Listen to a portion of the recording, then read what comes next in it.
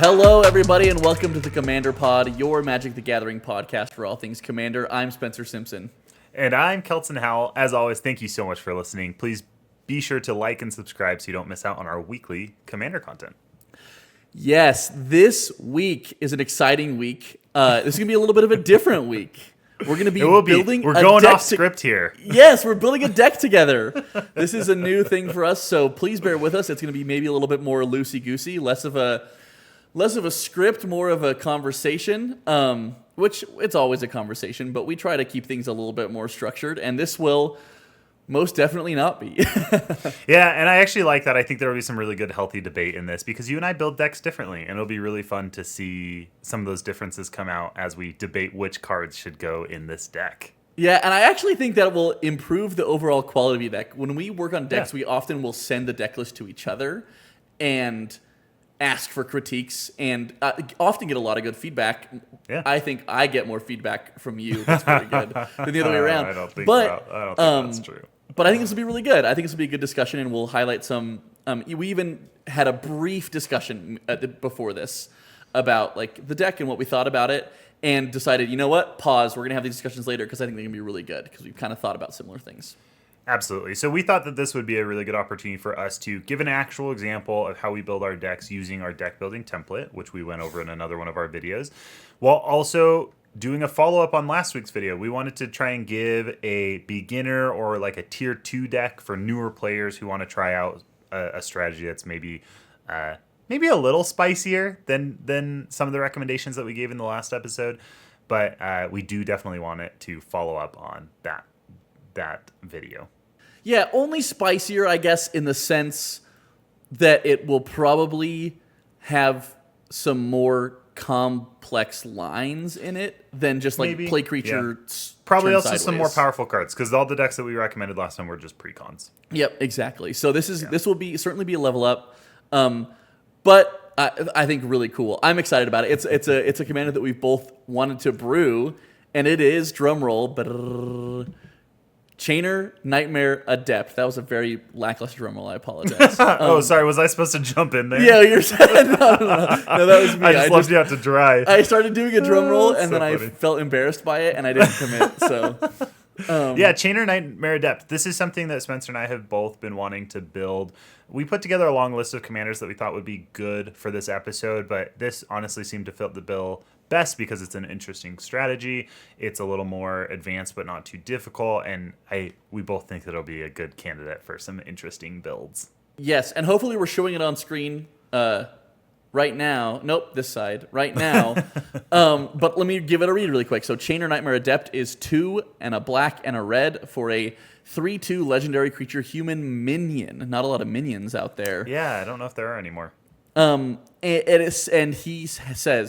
say, discard a card. You may cast a creature spell from your graveyard this turn. Activate only once each turn. So that's the first ability. And the second ability is, whenever a non-token creature enters the battlefield under your control, if you didn't cast it from your hand, it gains haste until your next turn.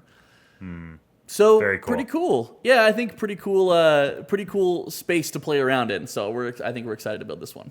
Super cool. Before we jump into things, I do want to give a few caveats here. Like we said before, this is not scripted.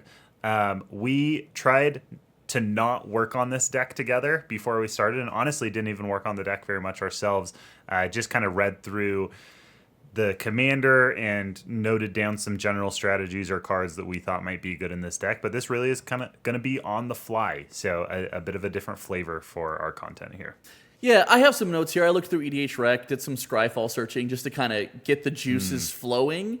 But we're going to show you here. We have an empty Moxfield deck that we're going to walk through together. But before we jump into Moxfield and start actually adding cards to a deck, we wanted to talk about how we're going to build this deck, and more specifically to what power level we're going to build this deck, because that is something we've been harping on for the past little while. And again, this is going to be an example of how we build decks and how we use our deck building template and our power levels to build them.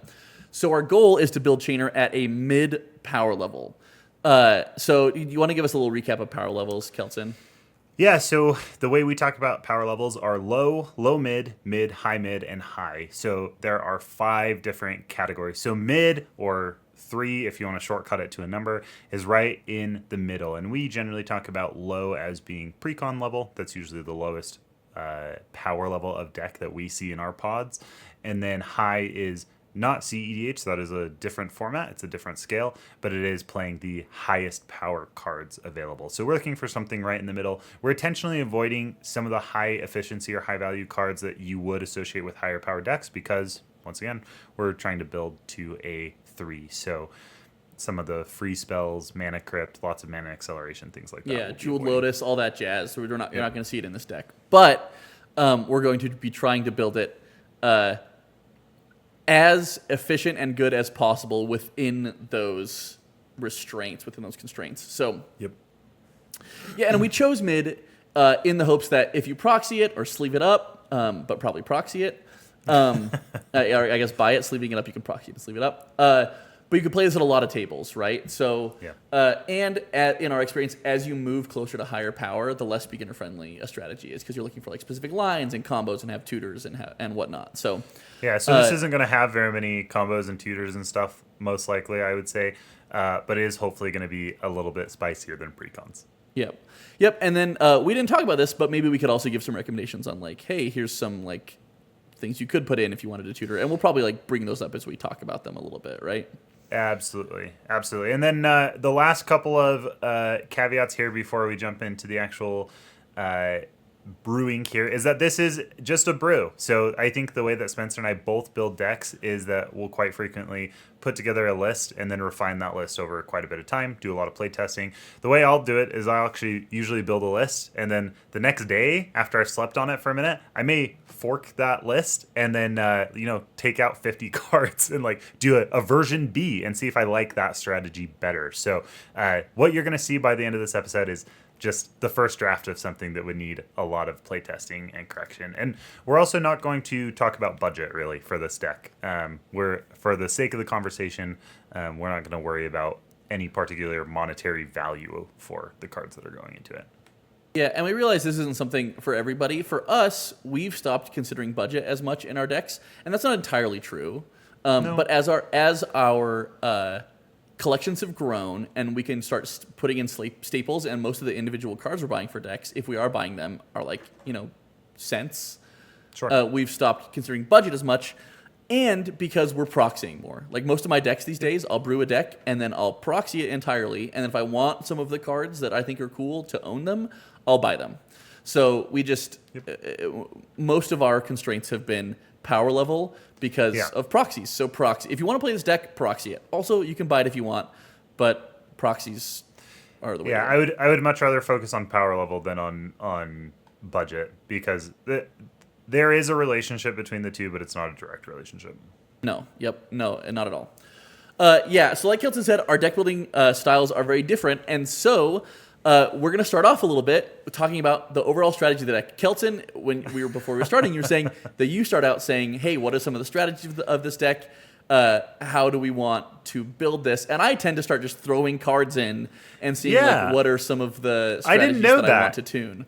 I thought that was really fun when we started talking about that, and that's one of the things that we said, okay, stop, well, let's talk about this on the podcast, is I usually like to take a look not only at the commander and kind of come up with all the different things that the commander cares about, that the deck could care about, and try and figure out what's interesting to me and what I actually think would play very well. I think this is also a really good opportunity to jump into EDH Rec to see just data on what cards are being played in these decks, because that can also give you a sense for what strategies people are trying to come up with. And sometimes I'll see a card and say, oh, I recognize now what they were trying to do with that card, and that's a strategy that I hadn't considered before. And so I think that can broaden my horizons to know what cards to be considering as I then start adding cards to the list.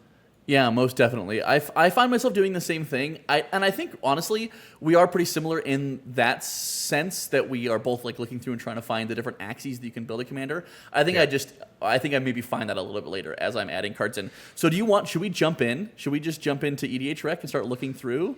Yeah, I think that's good. Let's do it. Yeah, if you want to switch us over to like our screen share. Here we go. We're in Moxfield over here. And then we can jump over to EDH Rec. Awesome. So, this is the Chainer Nightmare Adept EDH Rec page, and we're recording this as of like mid-July, July 18th. So after Modern Horizons 3. After Modern Horizons 3, pre-Bloomborough. However, when I was doing some Strifle searching, I found a Bloomborough card that I thought would be pretty cool in here that I think we should include. Yeah. Love it. Awesome. So well, let's take a look at some of the high synergy cards. Yep. And just see if we can get a sense for like general strategies that people are taking with this. Great.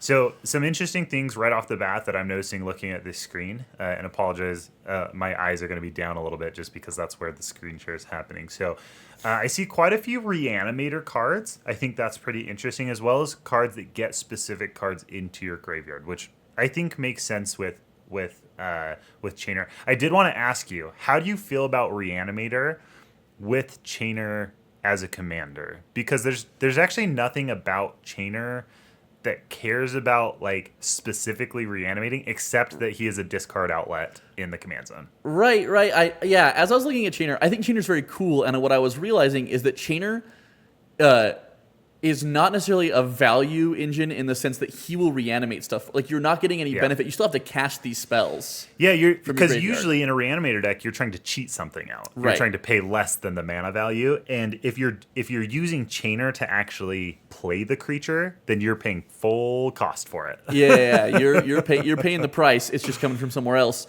Yeah. But I do think that's like the other part of Chainer that's really cool is this second ability, which I think does sometimes get ignored. Is that if you have, and I guess I could jump into this now. Is that if something is entering, a non-token creature is entering, and you didn't cast it from your hand, it has haste. So I do think there are plenty of axes that we can do that. It doesn't just have to be from the graveyard. Yep. If it enters from anywhere, it has haste, which I think is pretty cool. Does it trigger himself?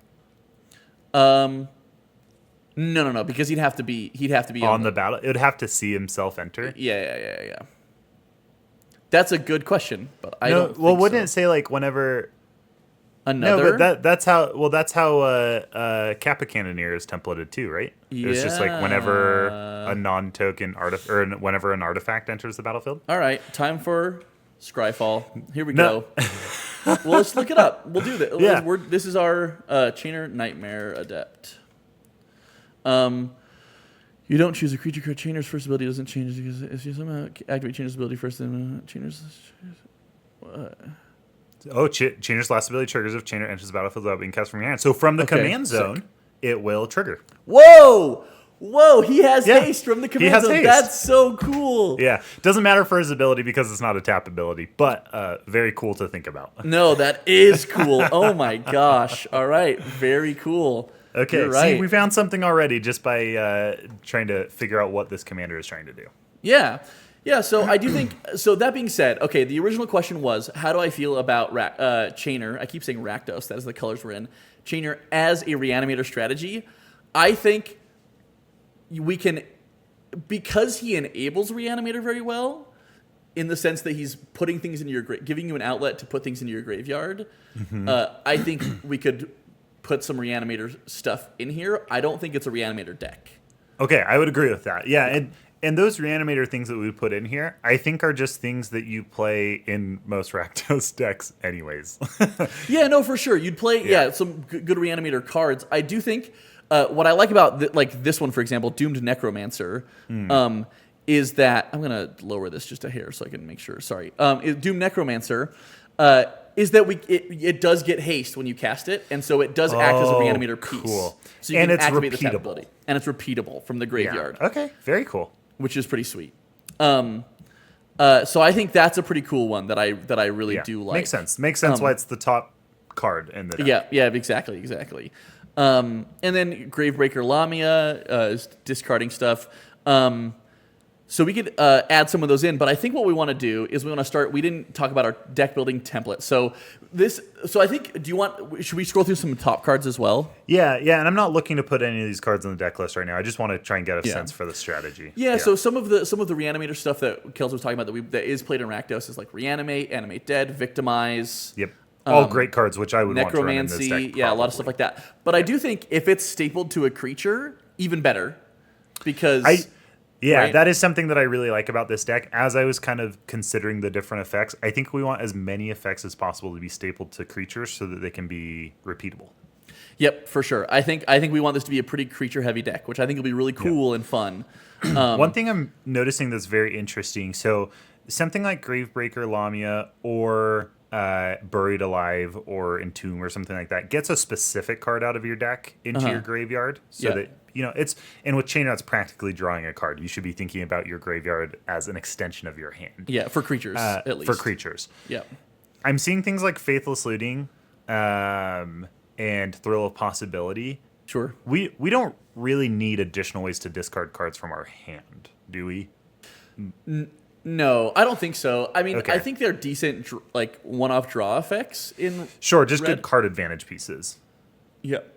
And I do think what I like about Faithless Looting is like, I was watching some videos today as well about like people that are playing this commander, and they were talking about talismans and signets, and they were wanting to include a lot of them, right, to make sure that we could cast Chainer early, like turn 3, which I think is part of what we want to do, right, is get Chainer out early, if we can, potentially not. But what he was saying that I thought was cool is that they're not dead draws at the end of the game, because you're not always going to be discarding a creature, casting that creature. You just need cards to discard, and if you happen to have a talisman or a Faithless Looting that you can flash back.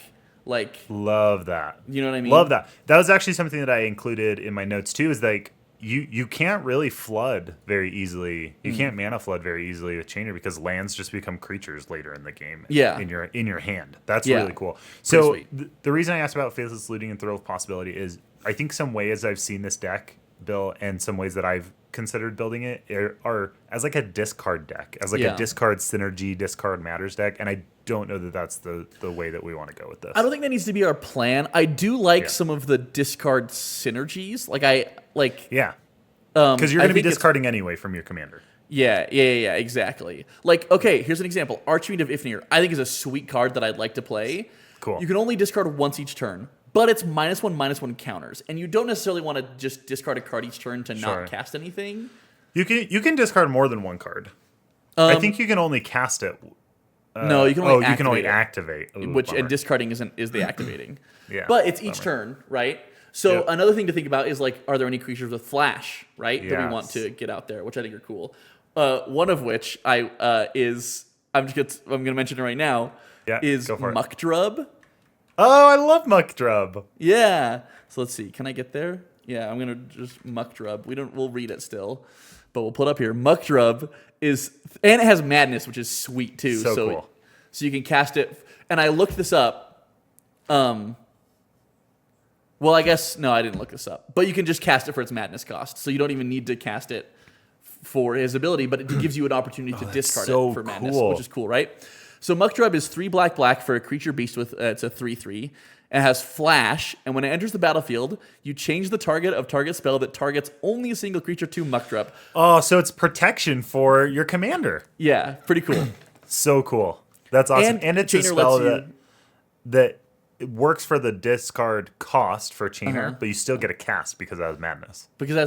And later, you just cast it for 5. So you keep protecting Chainer with Muckdrub if people are trying to remove. So Madness is probably really good in Chainer. I think Madness. So that's an example, I think, of a discard synergy that we're not building around, but Chainer does like. Yeah, because there are a lot of really good interactive spells, specifically like I think a lot of the red just burn spells that have like a really cheap like a good Madness cost. Yeah, I think like Terminal Agony is one of them, and stuff like that. Cool. And the cool thing about Madness is I think Terminal Agony actually is a sorcery. Yeah, it is a sorcery, but because of Madness, it gets around timing restrictions, so you can cast it as an instant, which is cool. Okay. Do you want to scroll through some of these other things, or do you feel like we have a good start? No, I feel like that's good. So I'll tell you kind of where I'm leaning in terms of strategy and play pattern. And this actually maybe this is maybe we're not aligned on this yet, so this will be a really good discussion. Sure, yeah. I kind of feel like you don't have to build around getting big creatures, like getting any particular theme or synergy of creatures into the graveyard and then reanimating them. Mm-hmm. The way that I have been thinking about this deck today, and I want to know what your opinion is just playing Rakdos good stuff creatures and just playing like the most high value creatures in Rakdos and not even playing Chainer until you need to start getting them back out of the graveyard. Interesting. So I'm thinking cards like Ragavan and cards like Douthie Voidwalker and cards like Shieldred the Apocalypse. Just cards that usually when they get played at a table immediately get removed because people know that these cards are problems. They're very difficult to play against. Yeah. And because we have Chainer, we're just gonna keep getting them back. And they stay sticky. They stay sticky. So just having a lot of really high value creatures that once they start getting removed, we can just start playing them out again. I think it's cool. I think so. One thing we mentioned early before we recorded this episode was that we don't think this is a particularly like broken or powerful strategy because you're not cheating the cost of anything, right? Yeah. So some commanders are just naturally going to want to be played at a higher power level. I think Korvold is a very classic example of that. That's quoted often. Korvold is just a very powerful commander. The play pattern lends itself better to higher power games. It really is rough to play against in lower power casual games. And I think this is on the opposite end of the spectrum. I don't think Chainer is particularly busted in what he does. I agree. I think because again we're not cheating at the cost of anything. I do think there are some really cool big creatures that we want. I agree. I think I agree with you, but I don't know if we need to lean into that entirely because I do think there are some cool ways that we can get value from big creatures, even if we're not cheating on mana cost. Yeah, I also think it's okay to just play out a big creature, and then when it dies, you just play it again. That's also just very good. Okay, I will say though, one of the things that I think is cool about this is specifically Chainer giving things haste. And so what I think we can do, even though we're not cheating mana cost, what we are doing is we're cheating turn cycles, right? We're time walking essentially, so that we get some of these creatures that have really good attack triggers to trigger their attacks. And so one of the things I noted here is that like we want things with ETB triggers or attack triggers, but ideally both. Right? So like whenever Inferno it Titan enters or attacks. Yes, exactly. Inferno so things Titan like is a sweet card. Yeah, so like we'll pull up Inferno Titan. Is that okay? We pull up Inferno Titan really quick? Yeah, I'll go ahead and read it if you pull it up. Yep, go ahead. So it's 4 red for a 6/6 giant. It has the fire breathing ability, so pay a red mana and it gets +1/+0 until end of turn. And then whenever it enters the battlefield or attacks, it deals 3 damage divided as you choose among 1, 2, or 3 targets. Yep. So you get to spread out the damage, but if Chainer's out, then that's 6 total damage split among targets. That's pretty cool. So if we think about it in terms of late or early, middle, and late game, early game, just play out your creatures. Yep. Middle game, use the big creatures in your hand to discard to Chainer to get your smaller creatures back out again. And maybe double spell that turn. Play something from your hand and then get something back. And then late game, discard lands, rocks, anything like that to get your big creatures back out that you put in with Chainer. Yes, I think that's good. I actually like that plan a lot because my additional thought was ramp to Chainer, get out big stuff and start getting value. See, and I don't think you need to ramp out Chainer early. Like most 4 mana commanders, I am on the train of you play all 2 mana rocks. You play on turn 2, you play mana rocks. So turn 3, you can play your commander. Like there's no onboard value or presence that you're getting by having Chainer out on turn 3. Yeah, because there's nothing in your graveyard for 3 commander damage. Sure, you do. We know that now. Yeah. For 4 No, mana. I agree. I do agree. Okay, so should we start? Yeah, I'm in. This is enough strategy talk for me. This gives me a sense of what we're trying to build. So I'm glad that we're not going heavy reanimator, heavy discard, anything like that. It seems like we're more towards the let's do early just good value creatures and then late get big stuff out of the graveyard and swing in for a lot of damage. Yeah, and now you're in my wheelhouse where we adjust the strategy based on the cards we're adding, right? Love it. That's great. The pre-discussion. I do want to say really quickly before we jump to this, I also had Douthie Voidwalker on my short list of cards to put in. Cool. But it's because less of the value strategy, but it is value. But it's because it has haste, and so you get to tap it and cast things from the Douthie zone for free each time. Yeah. And I think that's right. If you have, I'm going to read Douthie Voidwalker really quick for people who haven't played with it. Black for a 3/2 Douthie Rogue. It has Shadow, which means that this creature can block or be blocked only by creatures with Shadow. If a card would be put into an opponent's graveyard, that's very important. We don't want anything that blanks our graveyard. No. If a card would be put into an opponent's graveyard from anywhere, you exile it with a void counter on it. And then you can tap and sacrifice Stealthy Voidwalker, choose an exiled card an opponent owns with a void counter on it, and you can play it this turn without paying its mana cost. What's cool is it sees any other card exiled with any other instance of Stealthy Voidwalker. It just has to have a void counter on it. So it doesn't have to be a card that was exiled with this instance of Stealthy Voidwalker. So like you were saying, you can reanimate it, immediately sack it, and get something from the time before and cast it, and that's really cool. Which is cool because of haste. That you can pay 2 black mana and cast. I didn't even think about the haste. That's awesome. I've been ignoring haste for the most part. It's pretty sweet. I think it's cool.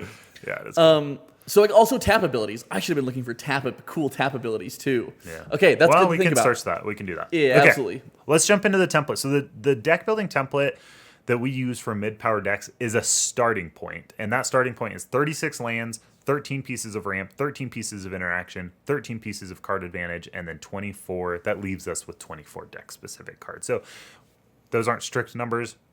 We probably won't land right on those numbers. We might, but it's just a starting point to get our brains moving and to try and get us to block out a certain number of vegetables. Yeah, and admittedly, a lot of this was like we were both building 4 mana commanders at the time as well, and so these were the numbers that we felt like you needed to like make sure you had 1 or 2 pieces of each of these interaction, card draw, ramp in your opening couple draws, right?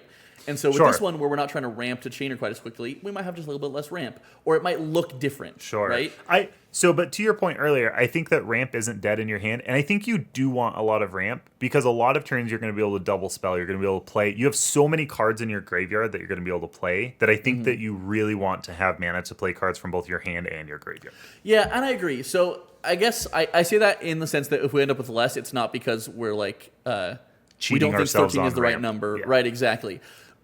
Because every deck that I have had close to 13 in, even if it hasn't wanted it, or it's been in a different form of like rituals or whatever, it feels good still because by turn 8 you have like 12 mana or something to work with, right? And so, okay, cool. So that's the starting point. Again, 24 deck specific doesn't seem like a lot. There's gonna be a lot of overlap likely, though probably less in the first category that we're gonna be talking about, which is ramp and lands, and that's what we're going to start off with. We're going to start off with some vegetables in this deck. Let's start off with lands. So I think both of us kind of attack lands the same way. We just add the lands that are in the colors that we know we like, and just some of the generic good value ones, and then we'll just add basics to fill out the rest of the number, and then we'll go back through after we've built the deck and adjust these numbers so they actually match the distribution of mana symbols in the deck. So looking just at Rakdos, knowing we're playing in Rakdos, there are two color lands that I like to play in Rakdos or in any 2-color pair, and they're the ones that you can generally use 4 mana the turn that you play them. So the best of which are the Shocks, Fetches, and Bond lands. So that's going to be Bloodstained Mire and Blood Crypt and Luxury Suite. Can I say what I typically do also is when I'm building a deck is I just go like this. I just say 18 Swamp. Oh, cool. 18 Mountain. And then 36, I just say, and cool. we can come back through and do the other ones later. Right, exactly. We're at 36. And so we can start adding them in right now, though, and I start taking stuff out. So we'll just take out a mountain this time, right? Sure, yeah. But let's go through. I think we should go through and add those in. And so Bloodstained Mire, we're talking about Blood Crypt. Yep. And then we're doing Luxury Suite. Yep. I think also worth noting is just Command Tower. Oh, yeah, always adding Command Tower. You could do Exotic Orchard, too. Obviously very popular. I also really like playing Fabled Passage in most of my decks. Definitely in 3-color or more, but in 2-color it's not bad either. We can put Fabled Passage in. I think that's great. So we're at 41, so we'll remove some of these swamps and mountains as we get to that point. So we've done Fetches, Shocks, Bonds. So there's the Pain Land, so Sulphurous Springs is the Rakdos Pain Land. Sulphurous Springs, and then we've got like fast lands, which I can't remember. So Black Cleave Cliffs is the fast land, and then the slow land is Haunted Ridge. Haunted Ridge. We'll read some of these cards here. And we can skip over the mana base a little bit. We just think you should just be playing a good mana base. Yeah. And none of these are utility lands. They're just lands that These are have some sort of condition if they enter untapped or not. Yep, exactly. So we've got Luxury Suite, which is our bond land. Enters tapped unless you control 2 or more opponents. Haunted Ridge. Enters tapped unless you control 2 or more lands. And then I didn't do the other one. Sulfur Springs enters untapped, and you deals a damage to you whenever you tap for color. Fabled Passage. Search for a basic and enters tapped unless you control 4 or more lands total. Yeah. So 3 or more other lands. And then we've got Blood Crypt, which is our shock land. It deals 2 damage to you to enter untapped, and Bloodstained Mire that can search for a swamp or a mountain. The other really 3 that are slightly less good, but you can use for mana the turn that you play them, is Dragon Skull Summit. Which is the reveal? Is that the reveal land? I believe that's the reveal land. It's the check land. It's the check land. And then Foreboding Ruins. That is the reveal land. Yeah, and it's got an E in it. Sorry, for reboding. For reboding. So you have to reveal a swamp, and that makes it tough when we're including so many of these that don't have a basic land type on them, and so can sometimes. You're still gonna have we're still gonna have a lot of basics. Yep. Graven Cairns is the last one on my list. Graven Cairns. I've never seen Graven Cairns. Yeah. Whoa. That's the filter land. Cool. Very good. Okay, we'll put this into land. We're gonna tag these as we go. Great. Blackcleave Cliffs is the one that enters. Do we already do that one? What's the? Oh, there we go. Blackcleave Cliffs is the one that enters tapped unless you control 2 or fewer. So that's the fast land. The fast land. The other ones that I like to do are the Scry lands, which would be Temple of. Oh yeah, you're Malice. a big fan of Scrylands. I forgot about this actually. This is like a place where Scrylands. we differ a little bit. I usually don't play Scrylands. I think they're very good though. I should do more. I think they're quite good. In my playtesting, I've really liked them. Even though they slow you down a turn, I think it's just pretty valuable. You know what we really want in this deck though are the Surveil lands. Yeah, will you remind me what the Surveil land is for this one? Yeah. Well, after I look it up, give me just a minute here. You can keep going while I. You know what else I think we want too are the bounce lands, because then we have a land to discard, even though they're slow. Oh, cool. Yeah, that's a really good one. Rakdos Carnarium. And then it's Raucous Theater, Raucous. Raucous Theater. Surveil lands. So the Surveil lands enter tapped. They do have both basic land type on them, which is very good. Yeah, they're fetchable. So they're fetchable which is great because instead of just saying, oh, I search for Blood Crypt and it enters tapped, you can say, I search for Raucous Theater and Surveil, which is so good. If it's amazing. A creature, toss it in the graveyard. Yep. It's like you drew it. That's amazing. So we're going to remove some swamps here. 1, 2, 3, 4, 5. And then we're going to remove some mountains. 1, 2, 3.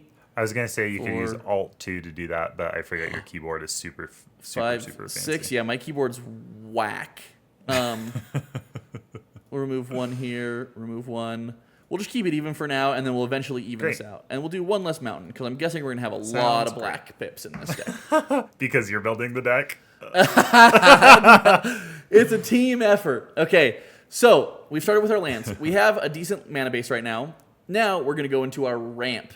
So we'll start off with the ramp of all ramp, right? Soul Ring. Soul Ring. Did you have anything you wanted to preamble this with, or should we just... No, yes, actually I do. Thank you for asking. Yes. I don't think we want rituals in this deck. Interesting. So the reason I think we don't want rituals in the deck is because we do want consistent mana sources to be able to cast cards both out of our hand and out of our graveyard. I think I agree with you. With the exception of maybe 2 rituals that I think could be cool in this deck. Okay. I would love to hear what those are. And I hope one of them's Name Sticker Goblin. But I know it won't that's because you hate cool, that card. though. But that would be a really cool card. Yeah. I mean, it's like free. Yeah, should we do Name Sticker Goblin? It's a rebate. It might be fun. Okay. So for 4 mana commanders, a lot of times when we build 4 mana commanders, Dark Ritual is so great because that means you have a turn 2 commander. I don't think it's good with Chainer. You don't need a turn 2 commander, and then you're down a card, right, in your hand. So I just don't think that the majority of rituals are going to be especially great in this deck. I think I'm with you. Yeah, let's not. What? Tell me the ones that you think were really Let me good. think about Dark. I'm going to think about Dark Ritual because I do think it's very good, even if you're not turboing out. It's a great card. I just feel like most of the times I'm including it in my deck are for a commander. Yeah. Yeah, but also I would just rather have a rock, I think. Okay, hear me out though. I do think this deck could be a cool Bolas' Citadel deck. Because you're casting them from the top of your library and they gain haste if it's a creature. Which I think is pretty cool. No, they won't. Oh, yeah, because it's not from your hand. Because it's not from your hand. Okay. Which I think is pretty cool. And it's going to have a lot of creatures in it. And Dark Ritual will get you Bolas' Citadel really fast. Yeah. So that's one thing I'm considering, but I don't think we have to put it in here. But I think let's just put it in. Okay. Yeah, but I think you're right. I think it's probably not a good deck for it. Okay. But let's put it in. Okay.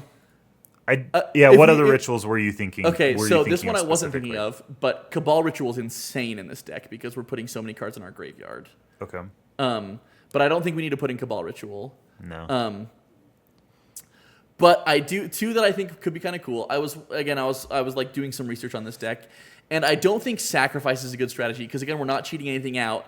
And I kept thinking it was Blitz. I kept thinking of Henzi, who you have to sacrifice the creatures, and it's cool if you can stack them to something to get value. Oh, yeah. But you don't have to sacrifice these. But you don't have to sacrifice them. You're playing them. You're just casting them from your graveyard. So I don't think these are actually good in this deck, but I think they're cool cards. And it's Sacrifice. Oh, yeah. I know you like this card a lot. And Burnt Offering. Yeah. I don't think they're necessarily good. So Sacrifice is 1 black for an instant. You can sacrifice a creature, and you add black to your mana pool equal to its mana cost. And Burnt Offering is the same thing, but it's a combination of black and red. Yeah, I see where you're coming from, but I think it's different enough from the types of decks that really want Sacrifice and Burnt Offering that we don't need it. I think you're absolutely right, but I wanted to. I love it. I wanted to think about them, so let's put them in considering for now because I don't think they belong in here, but we'll put them in considering board. So just some of the other like very normal ones that go in most are like Arcane Signet. Boom. Fellware Stone. Wow, if I can type, I'm going to embarrass myself on the internet for my typing skills. Fellware Stone. And then, of course, the talismans. So Talisman of Indulgence. Yep. And Rakdos Signet. I don't know that there's a reason we shouldn't be playing colorless rocks like Mindstone. I also just like Fire Diamond and Charcoal Diamond. Yep, I think those are good. These are all the ones we typically include as we're trying to get that 13 number, and we're not playing green. You kind of and if we find anything else later on that really synergizes well with the deck, like Namestick or Goblin, then we might replace some of these. Yeah. Can I tell you one that I think is kind of fun with this deck? Yes. I'm curious to know if it's the same one I'm thinking about. It's Phial of Galadriel. Oh, okay. I like Phial of Galadriel in this deck. What a cool card. So this is one that I played. This is one I play in my Strephon deck. My Strephon deck I might be taking apart or changing a little bit just because, I don't know, it's kind of fun. Anyway, Phial of Galadriel is, I think, very good in that deck and could be pretty decent in this deck. So Phial of Galadriel is 3 colorless for a legendary artifact, and it taps for 1 mana of any color. So it's a mana rock. Sweet. It also says if you would draw a card while you have no cards in hand, draw 2 cards instead. And we're discarding enough. I don't know if we'll be discarding that much, but I think we are discarding a fair amount, and this could be pretty cool. And if you would gain life and you have 5 or less life, you gain twice that much life. Less relevant in our deck. But I do think there's a world where this is good. Yeah, so we can put it as a fringe rock in here. It's fine as a 3-mana rock. Like, I think we could... This is better than Commander Sphere. Agreed.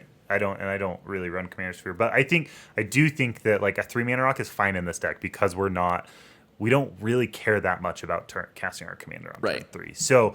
And Phial of Galadriel is to the point where if you have 1 card in hand, then on the turn before yours, you could just discard it to Chainer. Yep. You don't even cast anything, and then on your turn you get to draw 2 new cards if you don't like the card that you had in your hand. Yeah, that's pretty good. I think it's cool. I think it's a cool one in this one. Should we add in some of the other standard 3-mana rocks that we'd play in here? So that would be like Cursed Mirror. We love Cursed Mirror for sure. They haven't done a black one in that cycle yet, right? They technically have, and it is... Should we look it up? Let's do some Scryfall magic here. So we're going to do... Our mana cost is going to be 2. It's going to be... Sorry. Yep, no mana value is going to be 2. And a black. and it's going to be type of artifact, and I can't remember it, but it's the You it's can the do zombie OTAG one. ramp too. I'll tell you what, it's Crowded Crypt. I remember it. Oh, it is Crowded Crypt. I forgot about Crowded Crypt. Which I think we might like in this deck. So Okay. Crowded Crypt is 2 and a black. You want to read this one? Sorry. Crowded Crypt is 2 and a black for an artifact. It has tap, add a black mana. Whenever a creature you control dies, put a corpse counter on Crowded Crypt. And then you can play, is it 4 black? 4 black. Yep. Okay, tap and sacrifice Crowded Crypt to create a 2/2 black zombie creature token with Decayed for each corpse counter on Crowded Crypt.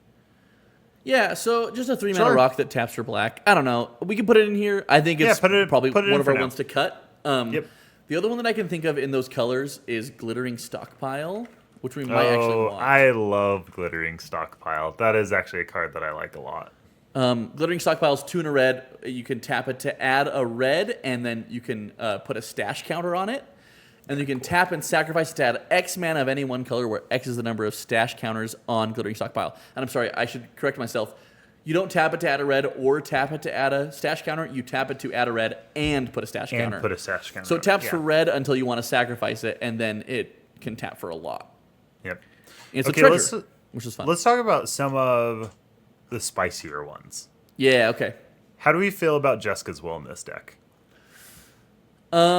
I think Jessica's Will's pretty good. So we were again talking about how we don't think it's like a particularly powerful strategy because we're not cheating a bunch. I do think it's a Yeah. relatively resilient strategy because we're able to cast these creatures. Yeah. I think Jessica's Will's pretty solid in this deck, and any creatures that we get to cast are hasty off of Jessica's Will, which is pretty Oh, crazy. because they come from exile. Okay, so like cards from exile that we cast from exile actually have extra value as well. So anything that cascades actually is specifically quite good. That actually changes some of the things that I was thinking about. Cool. So a lot of times, Jessica's Will kind of walks the line between 3 power decks and 4 power decks, mid and high mid. Do we feel like Jessica's Will could squeak by in this deck, or is this a power level outlier for us? I think we throw it in here. I don't think it's. Okay. I don't think it's. I don't think his strategy is quite controlling enough to be like a really mean with Jessica's Will. And you'll notice we have this tagged as 2 things. So this fills a ramp category because it's a ritual. Yep. But it also fills our card advantage because it's going to get us a couple cards into hand to replace itself. The other thing about Jessica's Will is like this is a card that gets printed in precons. Like it's been printed in several precons, and so but it is very good. Yeah, and I it don't know is if that's such a like power level outlier in precons. Yeah. I was going to say I don't know if that's like a reason to say it belongs in a 1, but I do think we can get away with it in this deck for sure and keep it at a decent power level. This next one was technically printed in a precon, I'm pretty sure. It doesn't belong in them. Dockside Extortionist. Dockside Extortionist. Okay, so the only thing about Dockside Extortionist. We almost never don't put this in 3s. No, we don't. We don't put this in And I decks. don't think it belongs in this deck, and I'll tell you why. Yeah. I don't think we have a lot of sacrifice outlets, but if we did, this is like superbly abusable, right? This is like I know, which is why I think it's cool and why I want to put it in this deck. Yeah. But I think you're right. It is just it just doesn't belong. Although we can only do it once a turn, and it doesn't have flash. Yep. But that's a lot of mana. Like to just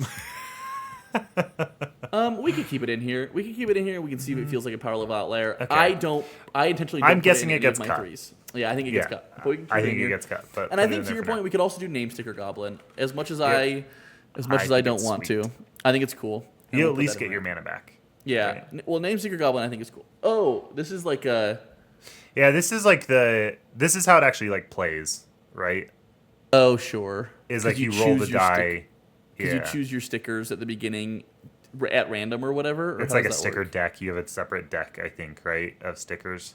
Yeah, weird. But I think Anyways, you build your when I- sticker deck, so I think it almost always adds 5 if you're... I don't know. I'll have to read on the... I just know that when I play this in like Vintage Cube or whatever, that like this is how it plays. It's like you roll the die. I always assumed it played like Seething Song on a stick, right? Yeah. In any case, we don't really know how this one works. We could read it. I don't know if this is the correct text of it, No. but it's basically... It's a creature with a ritual stapled onto it. yeah. Okay, what about Black Market Connections? Oh, absolutely. That belongs in this deck. Okay.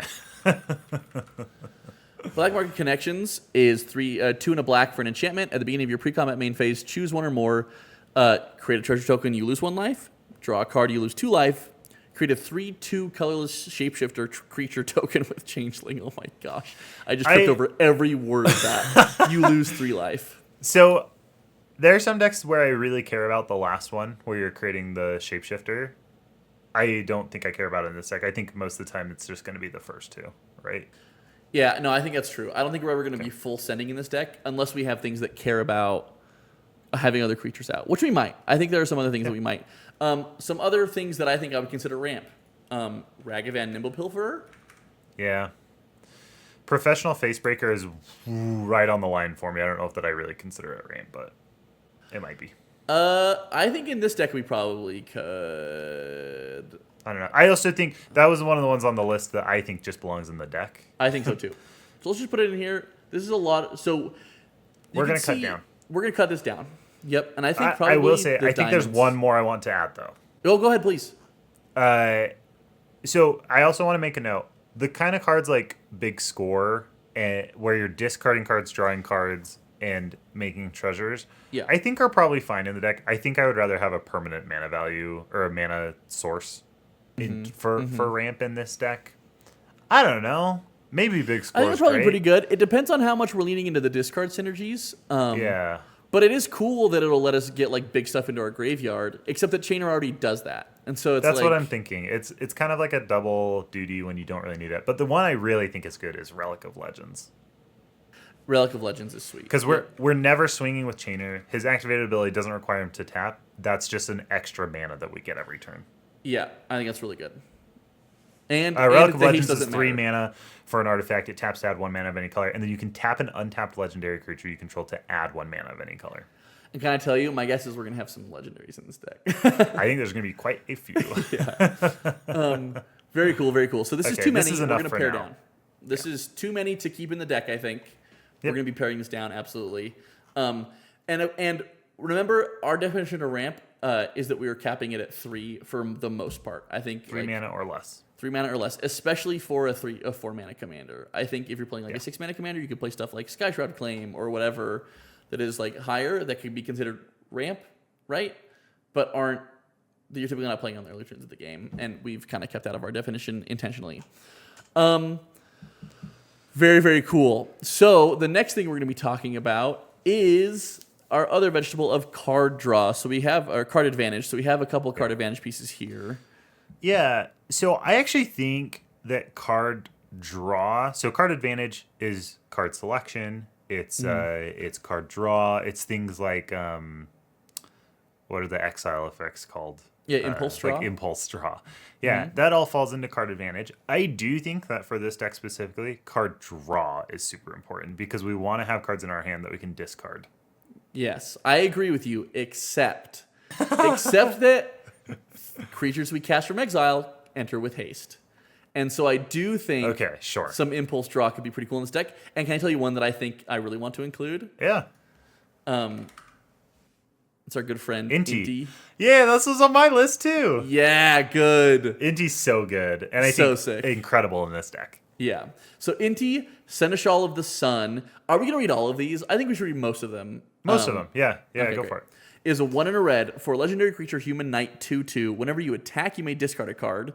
We're not going to be doing this for the most part. When you do, put a +1/+1 counter on target attacking creature. It gains trample until end of turn. I forgot that. We might be doing that. That's pretty good. Yeah, it's really good. I actually think that's a lot of the reason why you play Inti. Yeah. Well, okay, except for this reason as well, which is whenever you discard 1 or more cards, exile the top card of your library. You may play that card until your next end step. That is so busted with Chainer. So good. So Chainer lets us discard a card at will once per turn, and we get to cast something from exile. And if it's a creature, it gains haste, which I think is so good. Are there any, before we get into too many flavor... Yeah, deck-specific ones are generically good ones. And are there any generically good ones that we feel like we should add? I mean, I think we could always just throw in, like, Night's Whisper. Night's Whisper is pretty good in black. Right? Red doesn't have very much good card draw, so we are going to be leaning pretty heavily on black for this. Yeah, black plays most of the good stuff here. I think we could do something like... I always tend to kind of like Deadly Dispute, especially because we're going to be. You like Deadly Dispute or Village Rites better? Probably Village Rites better in this deck, right? I like Village Rites better. I like Village Rites better for Aristocrat style decks. I like to run both of them, but I typically run Deadly Dispute first. Okay. Just Cool. because it'll give us a treasure, so it ends up being virtually the same as. Just Deadly ramps Dispute. you on the next turn. Yeah, as Village Rites. I don't I know. like it. How are we feeling about Phyrexian Arena? I think is that the bottom of our draw barrel? Might be the bottom. Let's put it in here though. Okay. Because there's one that's very similar that I think does go in here, and it's Braids. Yep, I think Braids goes in here. So I'll read Braids. Braids Arisen Nightmares. 1 black for a legendary creature Nightmare. Power and toughness 3/3. At the beginning of your end step, you may sacrifice an artifact, creature, enchantment, land, or planeswalker. If you do, each opponent may sacrifice a permanent that shares a card type with it. For each opponent who doesn't, that player loses 2 life and you draw a card. Very, very good. And if Braids can sack herself and you play Braids again, it's really good. Yeah, I think Braids definitely belongs in here. And so incidental flavor win, but also just generically very good. Very similar to something like Phyrexian Arena or something like that in terms of mana cost. Yeah. Okay, well then, how do you feel about something like the black one, the 2 mana Phyrexian Arena on a creature? That you lose life equal to its mana value? Oh, Dark Confidant or Dark Caustic Confidant. Bronco? Yeah, how do you feel something like that? I thought about it. I don't play a lot of Dark Confidant just because you do get some of those bigger mana value things in Commander. And we're not really spending our life as an additional resource in any other way in this deck, so we probably have enough life that we could do something like that. It's probably okay, right? It's one we can put in here. And it's a creature, which is, I think, relevant. Definitely. You mentioned Bolas' Citadel before. Is this a Bolas' Citadel deck? Probably. It's probably a Bolas' Citadel deck. Yeah, okay. I think it is. It's on the top end of our curve, probably, for draw. Okay, I do have a question about just like a big draw spell. Yep. How do we feel about something like Peer into the Abyss? Because we draw a bunch of cards, then we get to shape our hand and discard the rest. And they just go into the graveyard. I think that could be pretty cool. I tend to like Peer in the Abyss if you get to like dump your, like in higher power decks where you get to like dump stuff out of your hand quicker. It's probably I don't think it does. I don't think it belongs in here. Yeah. But it is a good big draw spell. I'm trying to think of like what I include as draw in other decks. Often it's like pretty tied to the strategy. Yeah. So this is a good base. Do you think it's a good base? If this is a good base, let's jump into some of the more flavorful stuff. So one of the things interaction too. Flavorful stuff. Sorry, for card draw. Yeah. Yeah, just for card draw. So some of the flavorful stuff for card draw. I think anything, if we're playing a really creature heavy deck, because things will be so sticky in this deck, I think it'll make it difficult for people to want to trade with our creatures.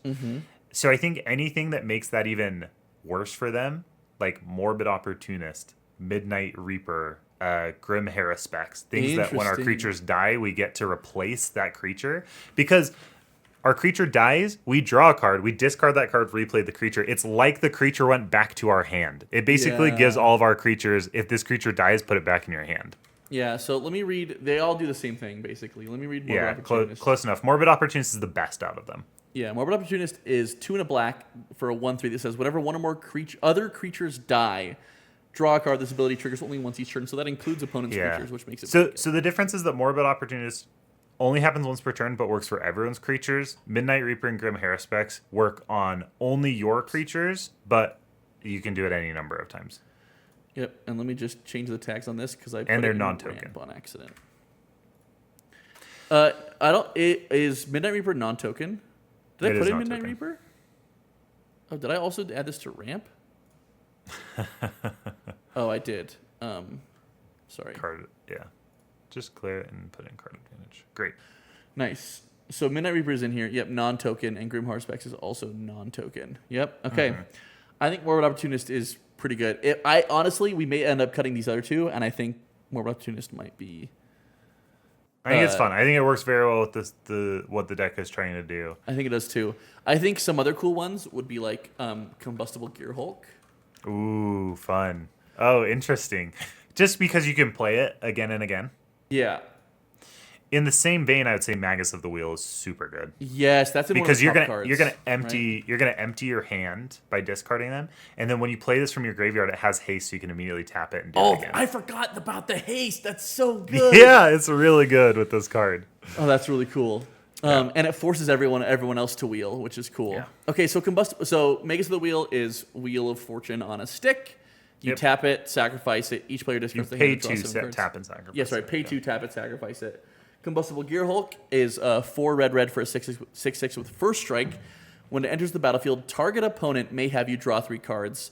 If the player doesn't, you mill 3 cards. Then Combustible Gear Hulk deals damage to that player equal to the total mana value of those cards. I forgot it mills the cards. That makes this much better, doesn't it? Yeah. It puts stuff in your graveyard too, which is cool.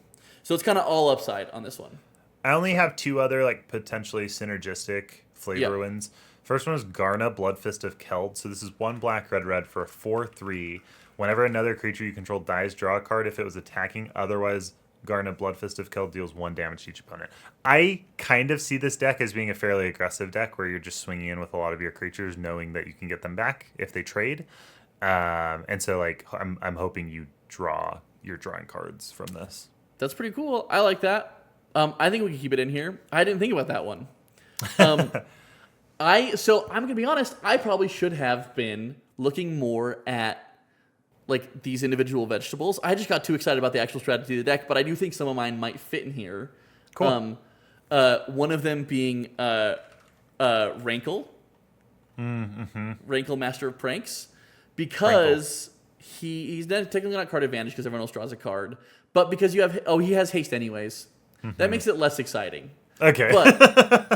But because he can get through for combat damage. I was thinking of things that could like potentially get through for combat damage. Gotcha. Well, I do like trying to add in more combat-oriented cards. Yeah, so I do think maybe not Rankle, but what about like Tali Primal Storm? Yeah, I mean I think that is a good card for this deck. Yeah. It's a little Tali big, Primal Storm but it's not is bad. sweet. Do you want to read a Tali? Yeah, 4 red for a 6/6 Elder Dinosaur. When it attacks, you exile the top card of each player's library, then you may cast any number of spells from among them without paying their mana cost. This is what we were talking about. You don't really want to cast this from your hand. This is one that you want to discard to recast one of your smaller creatures, and then later in the game, cast this from your graveyard so it gets haste. Cast it, it gets haste, gets to attack. Yep. Another one that I think is cool in here is Archon of Cruelty. Yeah. Which would be the same. Wow, Cruelty. This because this would trigger on both ETB and on attack. Yeah, that's pretty good. Yep. So Archon of Cruelty is 6 black for a 6/6 creature Archon with flying. When it enters the battlefield or attacks, target opponent sacrifices a creature or planeswalker, discards a card, and loses 3 life. You draw a card and gain 3 life. So this is one that you do want to reanimate if you can. Yes. Yeah. Yes, because even being reanimated, it will have haste, and so it will get to enter and attack on the same turn. How do you feel about Ripples of Undeath?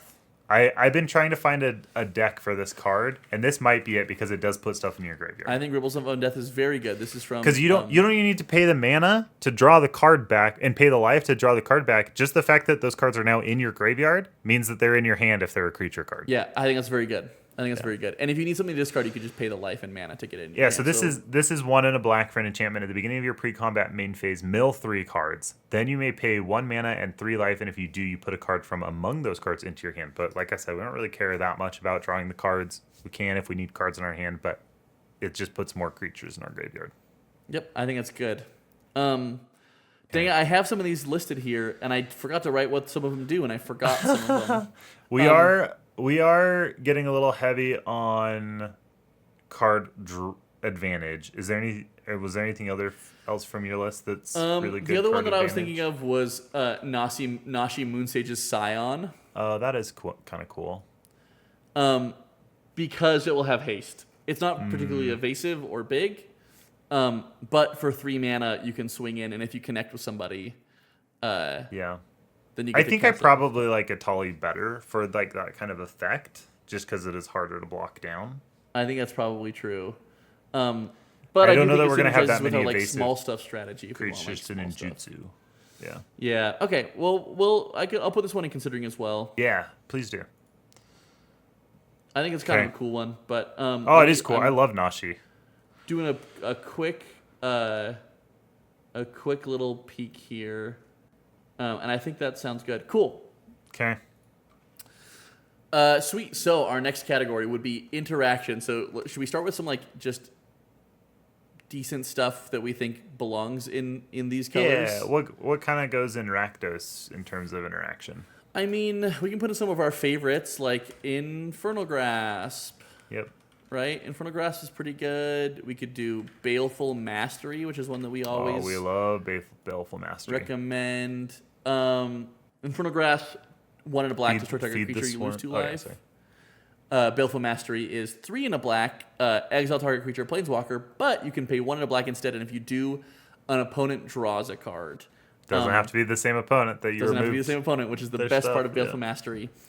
Like Chaos Warp is pretty. I think a lot of these effects we're going to have stapled to creatures, and so, but these are just some that Feed are the pretty, Swarm, I do think is worth running though, because it Yep. can hit enchantments. Yep, So I Feed think the Feed the Swarm is Swarm 1 and a is black great. for a sorcery. You destroy a creature or an enchantment an opponent controls, and you lose life equal to its mana value. Yep, but it's pretty good. Pretty good. I think belongs in this deck.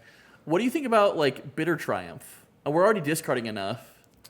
Yeah, that was one I was thinking about. I think it's super good, and the fact that we're also sometimes care about discarding stuff, then it's probably great in this Okay, deck.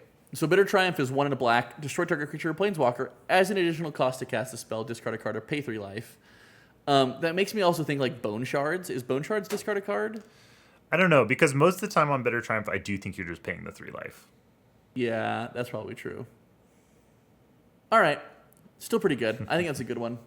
What about some wipes? What about some board wipes? Oh, yeah, Toxic Deluge, for sure, Yeah. right? Yeah. I think Toxic Deluge is pretty good. I don't know. Like, this is Blasphemous Act? Blasphemous Act, I guess. Yeah. This typically, like, these are typically the 2 that I run, are just these 2. Yeah, I mean, there's some other fun ones in these colors. Like, you can just run Damnation. You can run the Meat Hook Massacre. You can Sure. run... I don't know that we need to run those, but they're, I don't they're know that we options. do. Damnation's pretty good. It's not bad. Yeah, let's put it in here. I don't run Damnation because I don't have a Damnation. And so... Sure. Yeah. And the I Meat get Hook it. Massacre, I've been running less and less and less. Me too. It probably Unless my doesn't deck belong cares in this about it. deck. Maybe we just add Yeah. it to considering for now. Okay, we'll move that to considering, and then we can keep Damnation in here. I have a I feeling don't- there's got to be a really like good, flavorful board wipe. that Yeah, goes I in mean, this one of deck. my one I think we should run is Living Death, which is technically a board wipe. Oh, Right? Oh, I like that. So- I like that a lot. So Living Death is 3 black. Each for a sorcery, each player exiles all creature cards from his or her graveyard, then sacrifices all creatures he or she controls, and then puts all cards he or she exiled this way onto the battlefield. So you're basically swapping the creatures on the battlefield with the creatures in your graveyard. Yeah, it's like pseudo interaction. It gets rid of the problems on the board and replaces them with the problems in graveyards. Exactly. However, Yeah.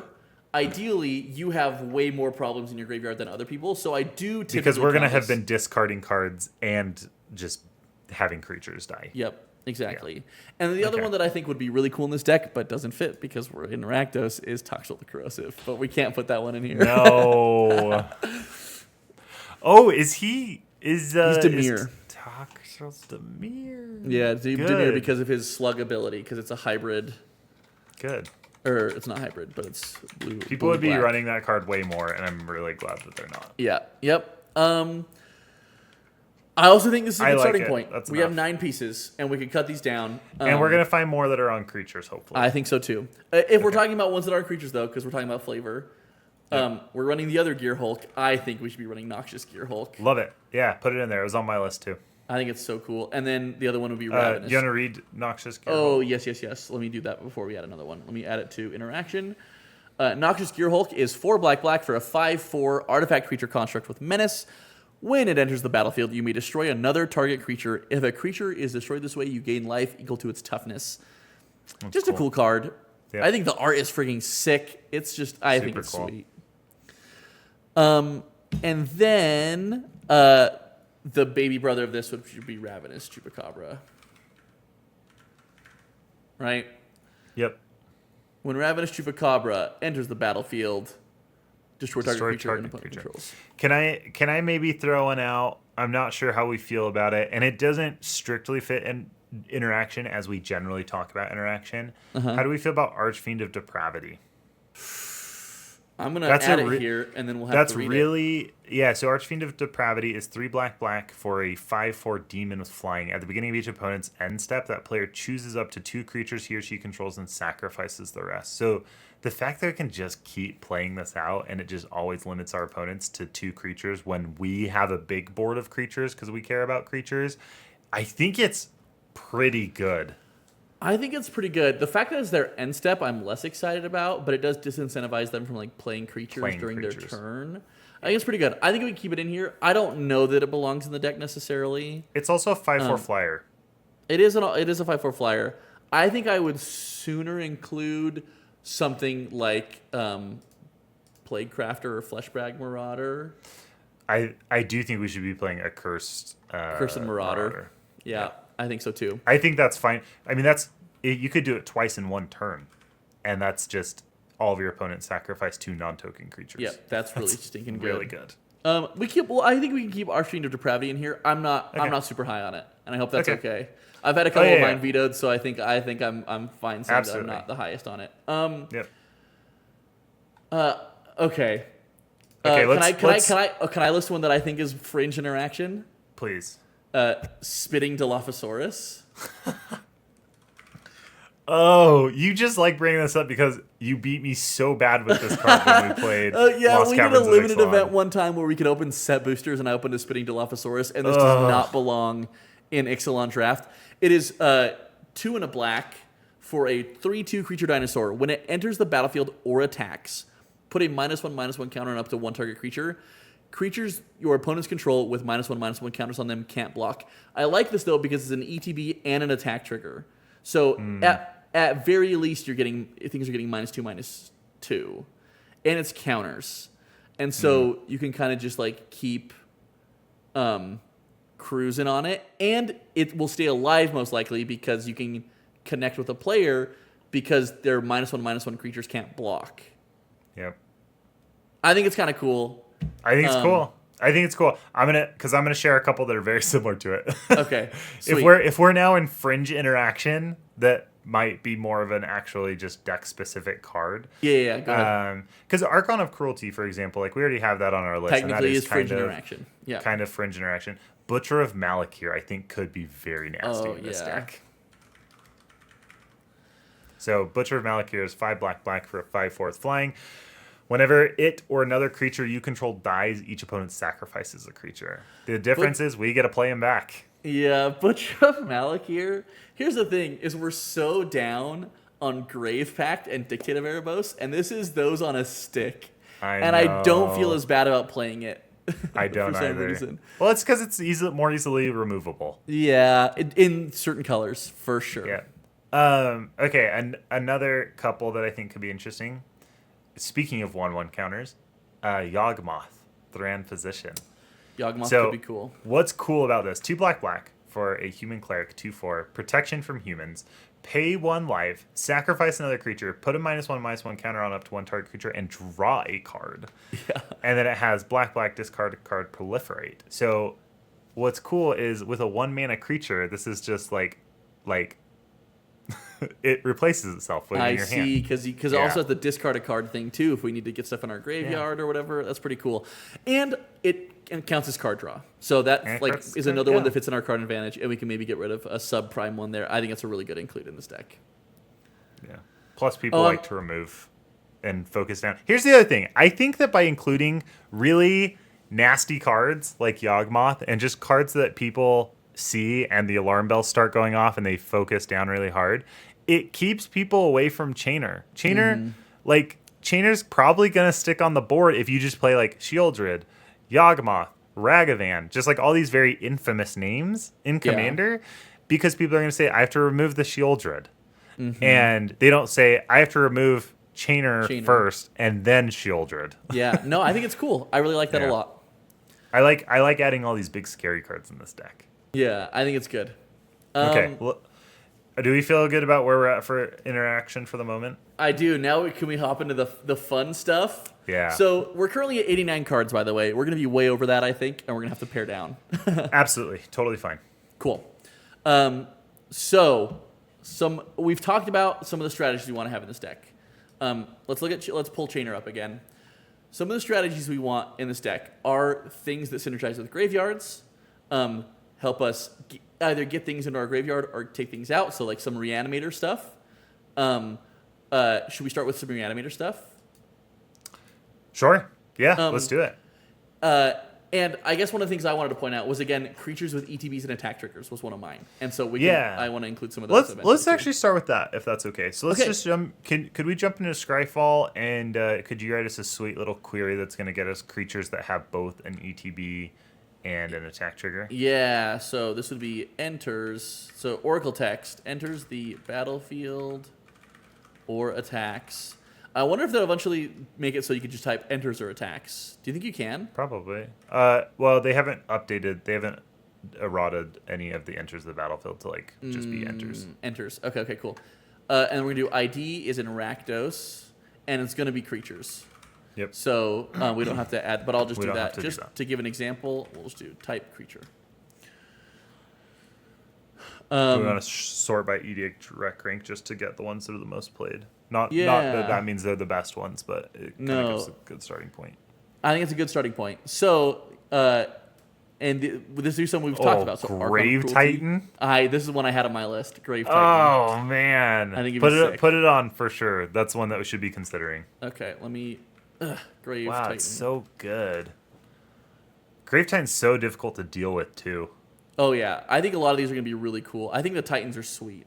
Archon of Cruelty we have in there, I think we should put in Inferno Titan as well. Oh, did we not put it in the first time? No. We were just pulling it up to... We just pulled it up on Scryfall, Inferno Titan. We should read Grave... We forgot to read Grave Titan. Is interaction. Okay, yes, Grave Titan. I'll read Grave Titan. Grave Titan is 4 black for a creature giant, 6/6 with Death Touch. I forget that it has Death Touch. That's so sick. Whenever it enters the battlefield or attacks, create 2/2 black zombie creature tokens. Yep. So if we get this out of the graveyard with Chainer, that is 14 total power and toughness of stats for 6 mana. Cool. Across 5 bodies. Across so 5 bodies. So sick. Amazing. So we have Spitting Dilophosaurus here. Really cool. What is Blight Titan? Does that do similarly disgusting things as Grave Titan? Kind of. Blight Titan is first of all, it lets you mill, which is cool. But you I actually think it might be pretty good. You incubate X, where X is the number of creature cards in your graveyard. Ooh, we'll have a lot of creature cards in our graveyard. Which I think is pretty cool. I do like that Grave Titan straight up creates creatures. Yeah, I do too. I like it better. And we're already pretty heavy on mana, I think. So I didn't put Blight Titan in my short list, even though I think it's cool. Great. I also didn't put Threefold Thunderhulk, even though I think it's cool. Yeah, it's not as good as Grave Titan. No. And then Croxa I didn't put in because casting from a graveyard won't do anything because you have to escape it. Yep. But I do think we could escape it. I just don't know. Wait, what does it do? What does it do when it enters or attacks? What is Croxa's trigger? Yeah, so Croxa is when it enters the battlefield or attacks, each opponent discards a card, and then each opponent who didn't discard a card or a non-land card this way loses 3 life. So it's like... So I was just wondering if it was still worth it to just have it 2 mana do that. Like a big old 6/6, yeah. I don't think so. Okay. But I didn't put it in my short list either. I'm good. Cool. Some of these I think are not great. I looked through Urborg Scavenger's Priest of Bloodhull Priest. I did think I didn't put this one in there, but Boomer Scrapper's kind of cool. So I like Boomer Scrapper. I've looked at it for other decks, and now that I know that the creatures that we cast out of exile off of the junk tokens get haste, that makes me like it more for sure. Yeah, my only thing that I've been wary of with the exile stuff is if we can't cast that creature or anything, then it's exiled forever, and we don't get it. That's true, and we just want things in our graveyard. Yeah. So I do think, let's put it in, because I think it's Cascade cool. is better. I think probably Cascade is better, so we can look up some Cascade stuff. I had some other ones on here that are probably pretty low on this EDH rec ranks that I wanted to talk about. And actually, it's the number 1 on my list.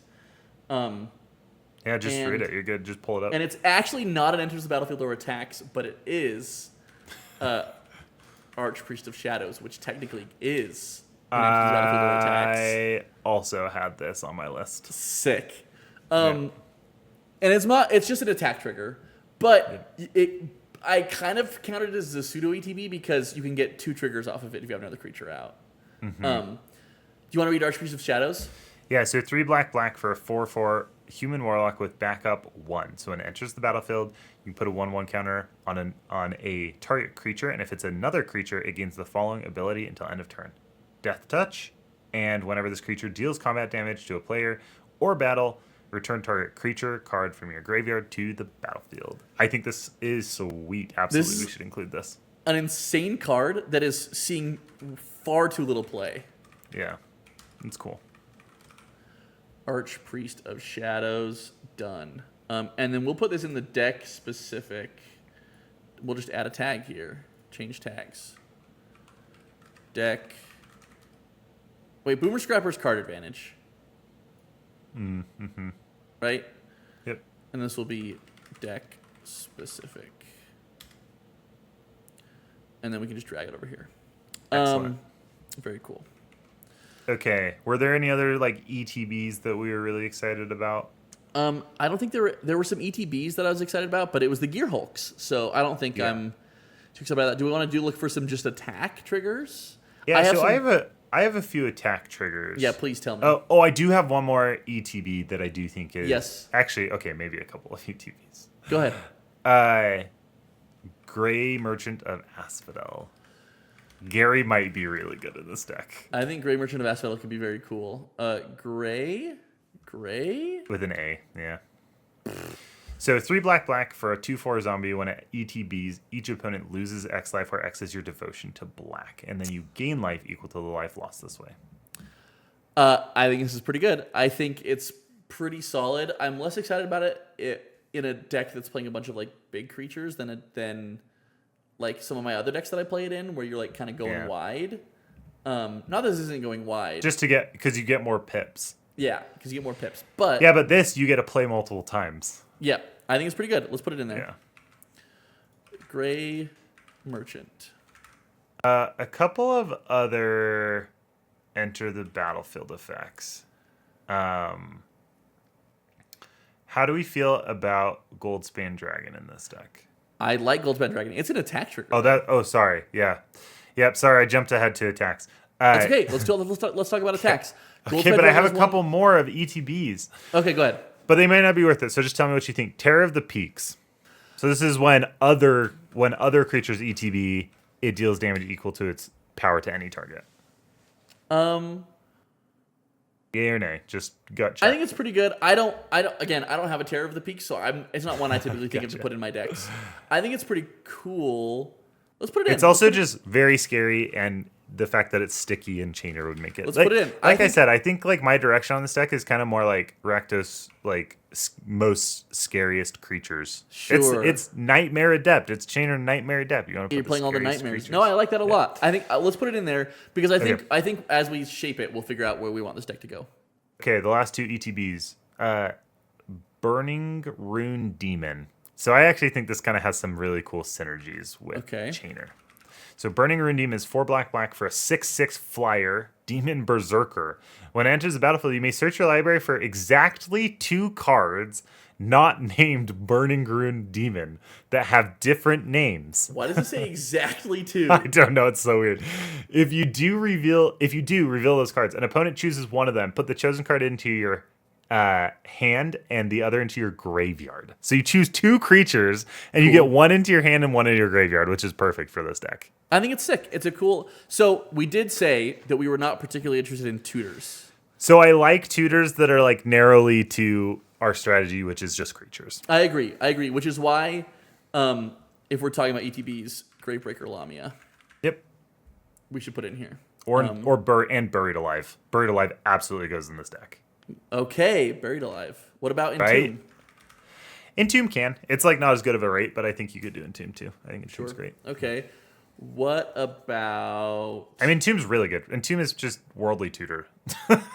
Yeah, right. Well, it's actually like vampiric And to then your library. and then well, except for we can only any- like replay creatures though. Yeah, right. Yeah. Buried Alive is like 3 worldly tutors stapled together. Yeah. Okay, well, if we're also talking about ETBs, how do you feel about Hoarding Broodlord? Yeah, I like Hoarding Broodlord. I do. It's also just a big creature. It also has Convoke. It also gives your spells Convoke. So, It also and gives your spells when you Convoke. cast things from exile, then they get haste. Yep. Okay. Yeah, I think you convinced me. I think it's a pretty good one. Well, We let's just put it on named the a lot list. of cards that we didn't read. These are all cards that get the tutor cards either to your hand, to exile, or to your graveyard. Yep. Okay. Last ETB, Massacre Worm. A Massacre Room's cool. Dude, I should have looked at way more ETBs. And then should we let's look at EDH Rec again and see if we're missing any key ones that people play in the Great, decks. let's do it. A Massacre Worm, 3 It's black, pseudo black, black. interaction. When it enters the battlefield, it is pseudo interaction. Yep. 3 black, black, black. When it enters the battlefield, creatures your opponents control get -2/-2 until end of turn. And then whenever a creature your opponent controls dies, that player loses 2 life. So we'll put that in interaction. Because I think that'll hit some creatures, usually. I think it will, and it's something you can replay, Yeah. which is pretty good. 2 things we didn't talk about. I think we should just be playing these. Yeah, Fell the probably. Profane Pinnacle Monk. So should we just put At those in least real Fell quick? the Profane. Yeah, Fell Well, the Profane. okay. Quick question, though. So, yeah, we should be playing Fell the Profane. I was just going to say, like, the great thing about these MDFCs is that it prevents lands from being dead cards in your hand. Uh-huh. Chainer already prevents them from being dead cards in your hand. But this doubly prevents it because you could also just discard the Fell the Profane. Yeah, exactly. And I think it's really good. And Yeah. Pinnacle Monk, I think, is actually really good in this deck, too, because we're going to have instants and sorceries that are interaction. Yeah. And it'll And get it's us a creature. back. And it's a creature, so I think it's kind of cool.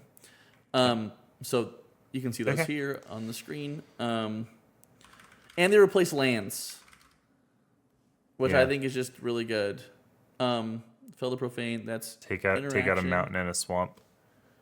And it is land. And then we'll do Pinnacle Monk.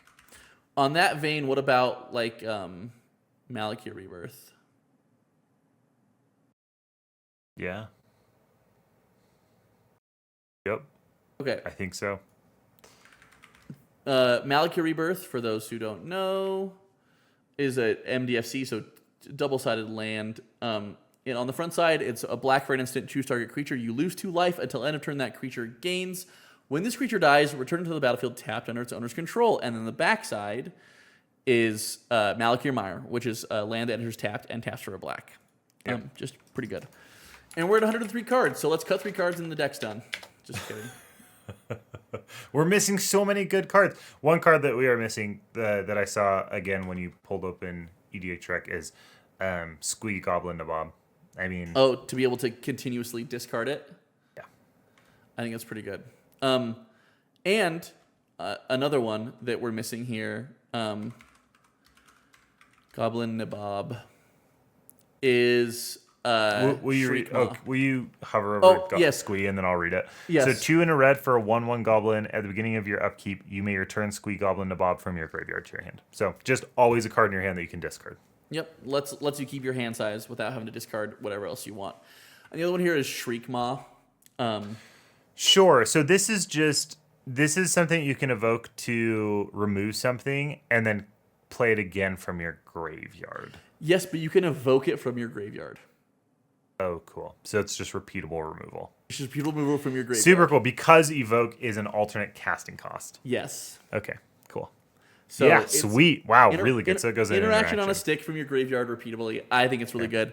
The other evokers, I'm trying to remember what other evokers there are, but I think is covering us. I guess Plague Crafter. Yeah, you said you really liked the Necromancers. So I like a Curse Marauder much better than I like Plague Crafter. But how do you feel about the Necromancers? I like them both a lot. I think they both go in the Okay. deck. If And we're they still have talking about haste. ETBs, they're not ETBs, but they are tap abilities, and I think they are taking advantage of haste, which is kind of what we're talking about right now. So Great, let's do it. let's do Toss them in. Those are deck specific. Doomed Necromancer. And Apprentice Necromancer.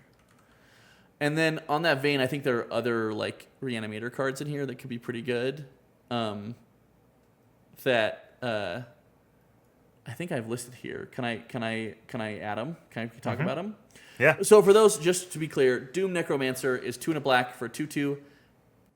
Pay a black, tap it, sacrifice it, and you can return target creature card from your graveyard to your battlefield. So this is one way that we're going to be cheating mana values on creatures. So Archon of Cruelty. So Archon of what Cruelty. we want to be getting back. Or with Hoarding this. Broodlord. Or Grave Titan, or whatever. And terrible. when those enter, they will have haste. So it's just, again, very good. Apprentice Necromancer already gives them haste, but it is 1 and a black, and then you for a 1/1, and you pay a black, tap, sacrifice it, and return a creature card from your graveyard to the battlefield.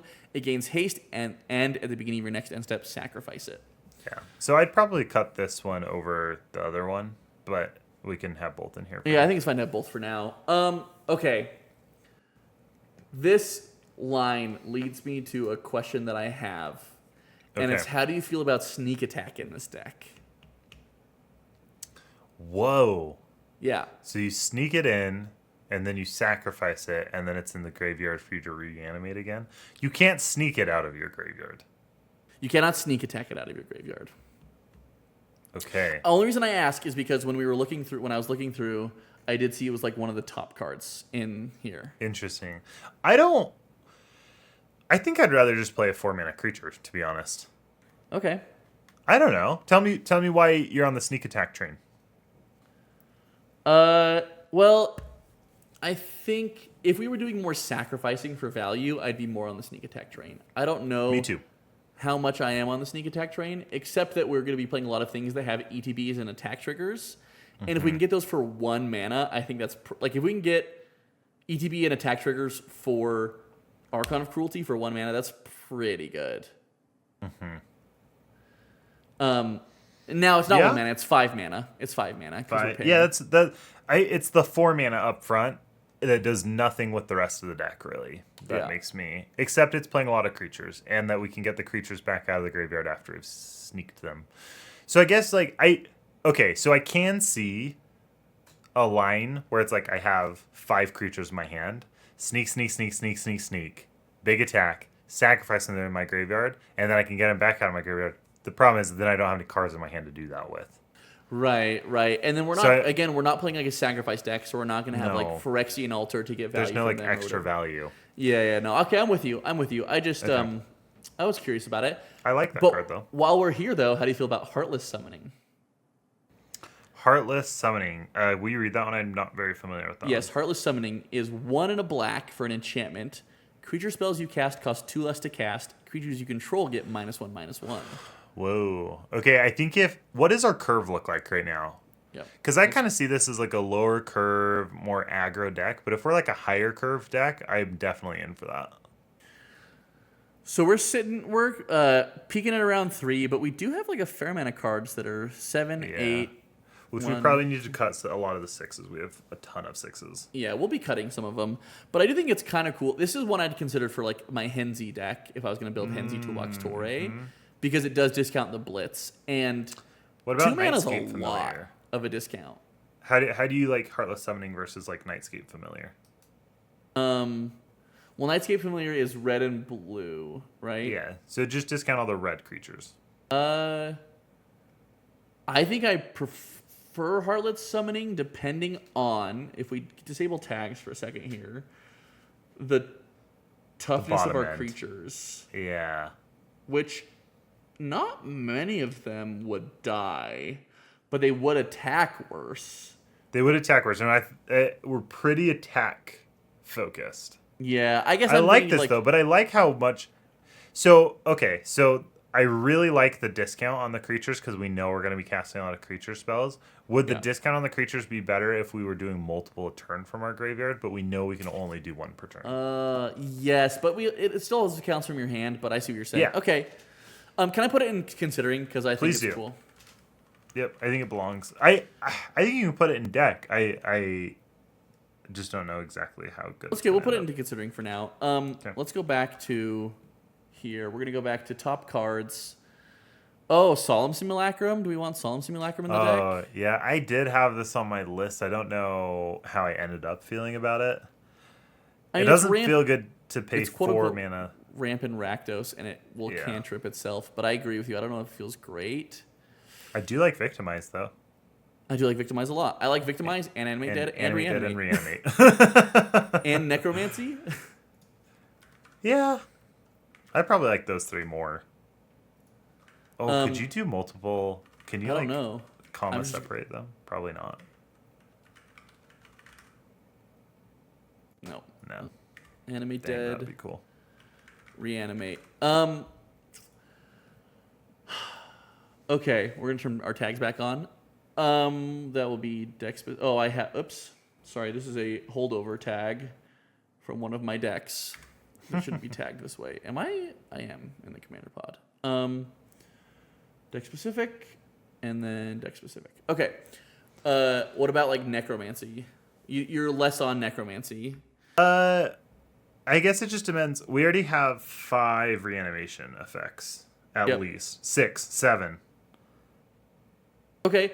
What about something like Dread Return or Stitch Together? Those could be cool. I like Dread Return. Okay, can I add Dread What? Return because it does have flashback? Yeah, do it. That's great. Yeah, you can discard it and then flash it back. That's sweet. Yeah, I think I like that one a lot. For So that reason. one, Dread Return, is return target creature card from your graveyard to the battlefield. It costs 4 mana, but you can flash it back by sacrificing 3 creatures. Yeah, sorry, I moved away. Sorry. That's cool. That's great. Yep, Okay. I think it's a cool one. You do have to sacrifice 3 creatures, which is a lot. But we'll probably have tokens, maybe. This could be on the chopping block. Again, we're gonna have to cut some cards. Yeah. Okay. I kind of have. Oh yeah. Let's keep going through this. Okay, well, okay, no. Anger. Let's go back. Anger feels like a non-bow, right? We don't want anger in the deck because like Chainer gives things haste.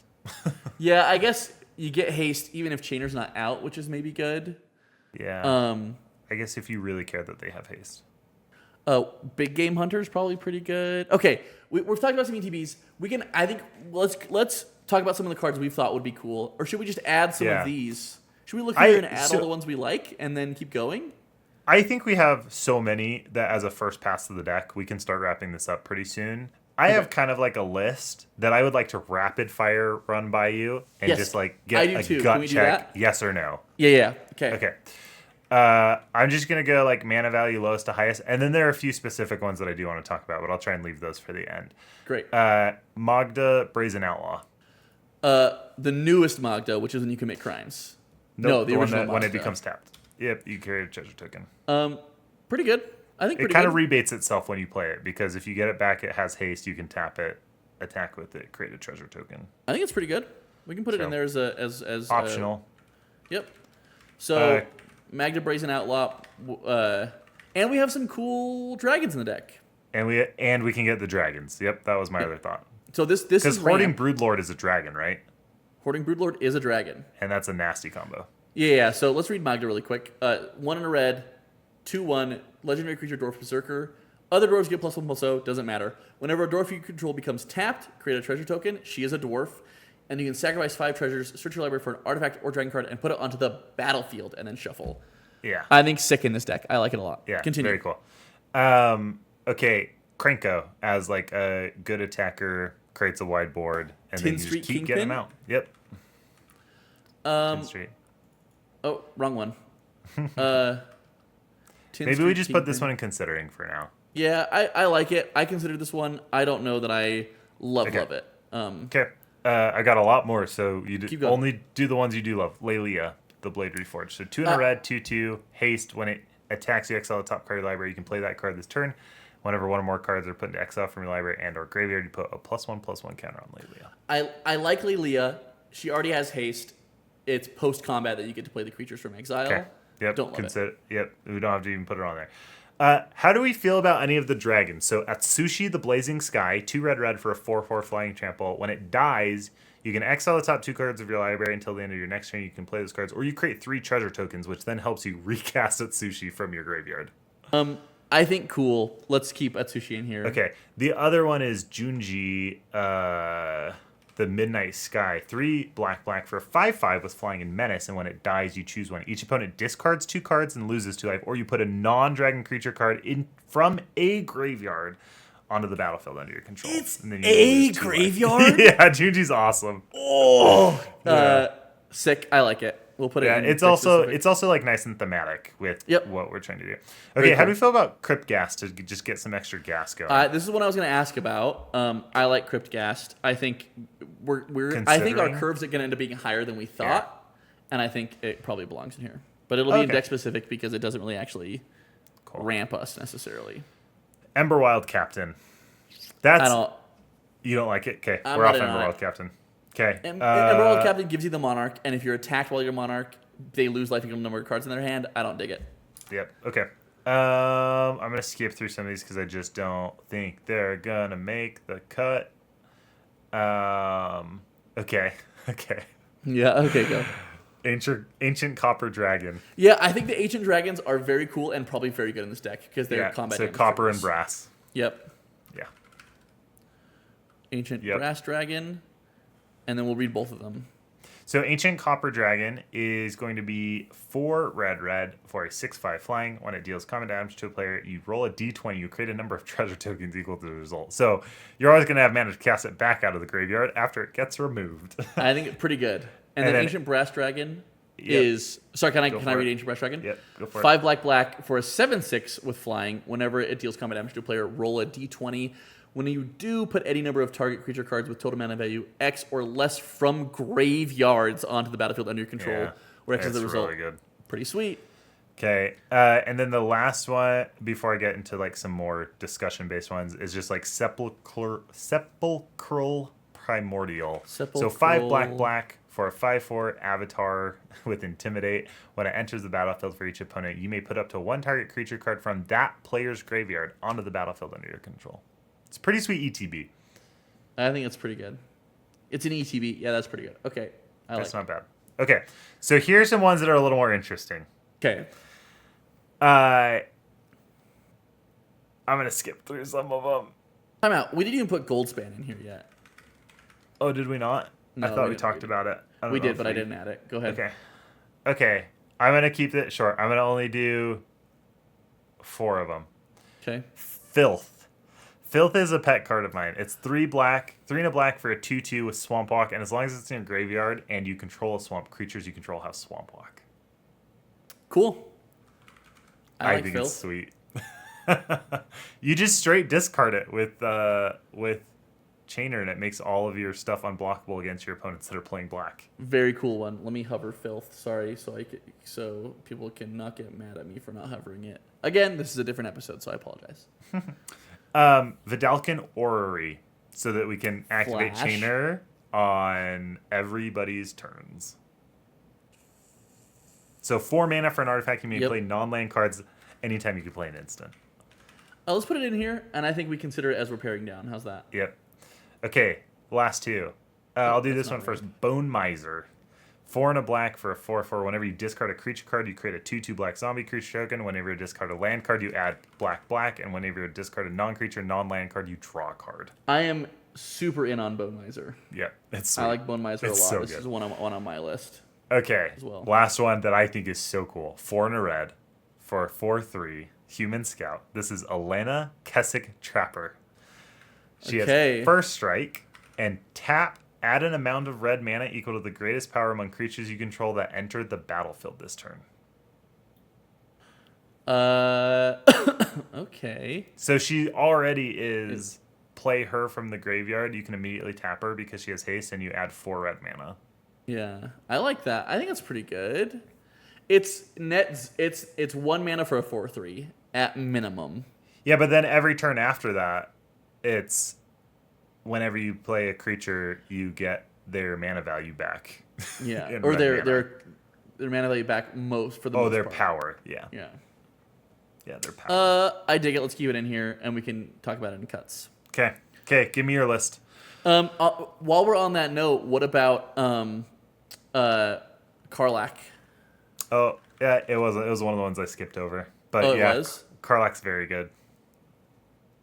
This fits into the category of cards that I think are just like generically the scariest red and black commander creatures, because they're just so good. And it's like you just know that when this comes out, you have to remove it, and then it comes back because of Chainer. So, yeah, I think it's super good. I like it. I think we can keep that one in there. I think it's pretty good. Let's keep it in there. Okay. Can I rapid fire some? I should have had them written down somewhere, so I'm just gonna have to read them and pull them up. I hope that's okay. Yeah, of course. Decadent Dragon. Decadent Dragon is really cool. So this is the one with adventure. So it has a black adventure, and then the dragon is red. Yes. Was this on your list too? No, I just looked at. I just know this card. Okay, yeah. So Decadent Dragon is two red for a 4/4 creature dragon with flying and trample. Whenever it attacks, create a treasure token, which is already pretty good. So it's like mini Goldspan kind of. But then it has 2 and a black for an instant. Exile the top 2 cards of target opponent's library face down. You may look at and play those cards for as long as they remain exiled. What I think is cool about this, if you get any creatures, they gain haste after that, which would be kind of cool. So you do have to pay their colored mana, though, right? Oh, you do. You do. So I think that's the trick with this card. Is like that's why it gives you the treasure token, so that you can help pay for their colored mana. Does that make you feel differently about this card? Maybe a little bit, but it's already virtually a 3-mana 4/4 flyer, right? Sure. Because you get the treasure. Yeah, because of the rebate. I mean, it's a 4-mana 4/4 flying trampler that creates a treasure token. It's pretty good. I think it's pretty good. Can we? Well, oops. Put it in. I'll put it in, and then we'll cut it if we don't like it. Olivia Crimson Bride. Oh, this is the one that gets something from your graveyard tapped and attacking. Yes. Yeah. So cool. it doesn't. So when she attacks, she has flying and she already has haste. Yep. But when she attacks, you return target creature card from your graveyard to the battlefield tapped and attacking. It gains whenever you don't control a legendary vampire. Exile that creature. Probably not very good in this deck. Exile is rough. Yeah, I think it's probably not very good. So let's move it to considering. Underworld Sentinel. I don't know this one. I can't remember what it is either, but I remember liking it. But it's cool. Oh, it's actually I do remember this one. 3 black for a 4/5 skeleton soldier. When it attacks, exile target creature from your graveyard. When it dies, put all cards exiled with it onto the battlefield. I played against this in limited, and it sucked. It was bad and limited? No, it was. Oh, it sucked to play against. If I had it, I would have been very happy. Yeah, I think it's kind of cool. The only risk is it getting exiled by something. Yeah. And we don't have a lot of ways to sacrifice. Sure, creatures. because then your creatures are all exiled. You don't get it back. So that's the only risk there. So again, maybe I'll put this one in considering. But I thought it was cool. It is really cool. I also love the art on that card. It's so sick. Okay. I'm gonna keep rapid fire some more. Bloodthirster. Is this the equipment? 5 and a black for a 6/6 demon with flying and trample. When it deals combat damage to a player, untap it. After this combat phase, there's an additional combat phase, and it can attack a player that already attacked this turn. Cool. Okay, I like this. I was actually looking at this for a different deck, but I like it a lot in this deck because it gets haste. I think it's kind of cool in this deck with haste. Yeah, it hits hard out of nowhere. Yep. And we're trying to be very combat-centric. So I think as long as we are committed to this deck being a combat-centric deck, I'm cool with that include. Okay. I think we can, again, it's on our short list of ones to cut if we don't like it. What about Gimli of the Glittering Cave? Yay, Gimli! This is the one that gets the buff and the treasure token, right? Yeah. Whenever another legendary creature enters the battlefield under your control, he gets +1/+1, or you can put a +1/+1 counter on him. He's a 1/1 with double strike. And then when he deals combat damage to a player, create a treasure token. So if he actually gets 3 for damage, you create 2 treasure tokens. Which I think is pretty good. That is cool. One to consider. We'll put it. Yeah. I'll put it in here. I think it's pretty good. Neheb. Yeah, which one? The Eternal. I think the one I think I had Dreadhorde Champion. Yeah, because that's the one I had on my list too. Was Dreadhorde Champion. Yeah, you may discard any remove card. So 5/4. You want to read him if you would. Yeah. Please. So 2 red for a 5/4 trample. Whenever Neheb deals combat damage to a player or planeswalker, you may discard any number of cards. If you do draw that many cards and add that much red mana until end of turn, you don't lose this mana. I think that's pretty good. I think it is too. I mean, I had it on my list too. Okay. What about the other Neheb, though? Because that one adds a ton of mana as well. Yeah, I don't think it's as good. It cares if you're doing other non-combat damage. It's better if you're doing other non-combat damage because it's at your post-combat main phase, you get a red for each life your opponent's lost this turn. So the trick is that You have to have has other afflict creatures. 3. Yeah. That's you're at least getting 3 mana if it survives. Yeah. But where I've wanted to play this deck or this card before is in decks where I'm like doing a bunch of damage that isn't necessarily creature based. Okay. What about okay, I'll maybe save this one for a little later. We'll do Shadow Grange Archfiend. Oh, crazy. Oh, all the Archfiends are really cool in this deck. Shadow Grange. Shadow Grange. Sorry, I'm going fast here because we're kind of towards the end, I think. 6 and a black for an 8/4. When it enters the battlefield, each opponent sacrifices a creature with the greatest power among creatures they control, and you gain life equal to the greatest power among creatures sacrifices away, but it has Madness 3 to black and pay 8 life. Oh, I like Madness. Oh, you do pay 8 life. Oh, but you gain life. But you gain life when the creatures die. Okay. So this is great the first time you play it. Yes, out of your graveyard it's bad. Out of your graveyard it's bad, but it's good the first time you play it. You know what? I actually think you've convinced me that maybe it's not in the deck because we're trying to get more value out of it than just like the... I do wonder if we should do a quick Scryfall search on Madness, though. I think we should. Okay, should we do that really quick? Just see if there was anything we're missing. Okay, and then, wait, can I finish my list? Yeah, finish your list, please. Okay, let me finish my list. Okay, I'll do this one now. The infamous Clue Claw. Oh my goodness. Is this from an unset? No, this is from Bloom No. Burrow. Oh, Cruel Claw. Cruel Claw. My bad. Yeah. Cruel Claw. Cruel. I read that so wrong. Cruel Claw. Yes. Yes, so 1 black red for a 3/3 legendary creature Weasel Mercenary with Menace. When it deals combat damage to a player, exile cards from the top of your library until you exile a non-land card. You may cast that card by discarding a card rather than paying its mana cost. It's so good in this deck. It's so Put it in. good Put in this it deck. in. I love it. That's awesome. And I love Bloom Burrow cards, so I'm very excited to play this card. $60 right now. Sure. Yeah. All the pre-orders are ridiculous. Yep. Okay, 2 more. No. Yep. 2 more, I think. 3 more. Tiny Bones. The Pickpocket. new one. Yeah. Deals combat damage to player. You may cast an island permanent from its graveyard. I do like this one also because it's a 1/1. It's a death toucher for 1 mana that you can cast later from your graveyard. Yeah, it's pretty good. And again, it's a hasty death toucher haste. for 1. I like it. I think I would like to start cutting some of the more expensive cards in our deck and leaning towards these cheaper, really efficient cards. So I like it. Great. Okay, Surly Badgesaur. Oh, I had this one too. I don't know that it goes in our deck. Yeah.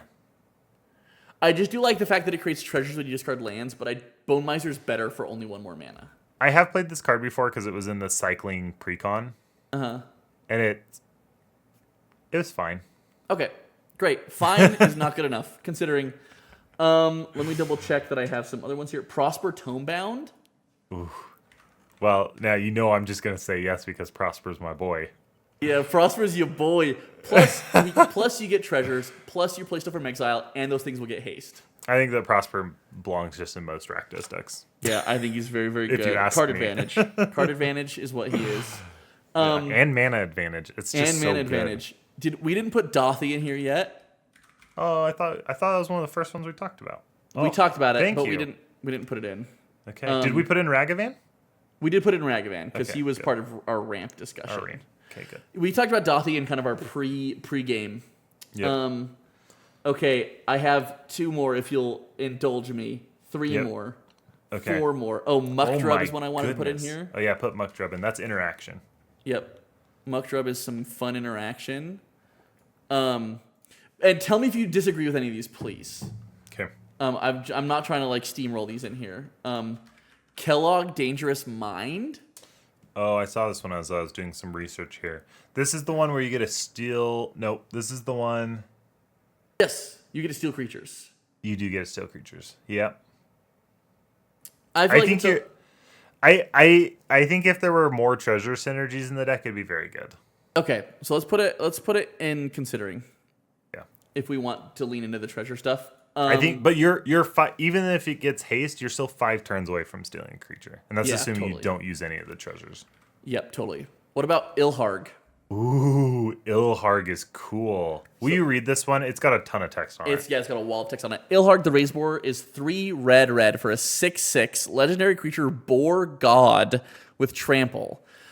When Ilharg the Raised Boar attacks, you may put a creature card from your hand on the battlefield tapped and attacking. Then you return that creature card to your hand at the beginning of your next end step. When Ilharg the Raised Boar dies or is put in exile from the battlefield, you may put it into its owner's library third from the top. So tell me why you like this one in this deck, because I do like this card. I think we're leaning pretty heavily into ETBs. And so if we can, and this is an attack trigger, right? Yes. So I like that it has haste. I like that it has haste with an attack. With it doesn't have haste, but it can have haste with our deck. The idea that it have haste. So I think it's just really good value. We're playing a lot of enter the battlefield effects. I think like a dream scenario is that we get to cast Ilharg from our graveyard, or it gets to enter from somewhere that it gains haste, and then we have something like Archpriest of Shadows that we put onto the battlefield. Put a +1/+1 count on Ilharg. They're both attacking with Death Touch, and if they connect, we get creatures from our graveyard. So this is only 5 mana, which is Yeah. crazy. So the other thing that I think is really important about the templating of this card is that when it dies or is put in exile, you may put it into your library instead.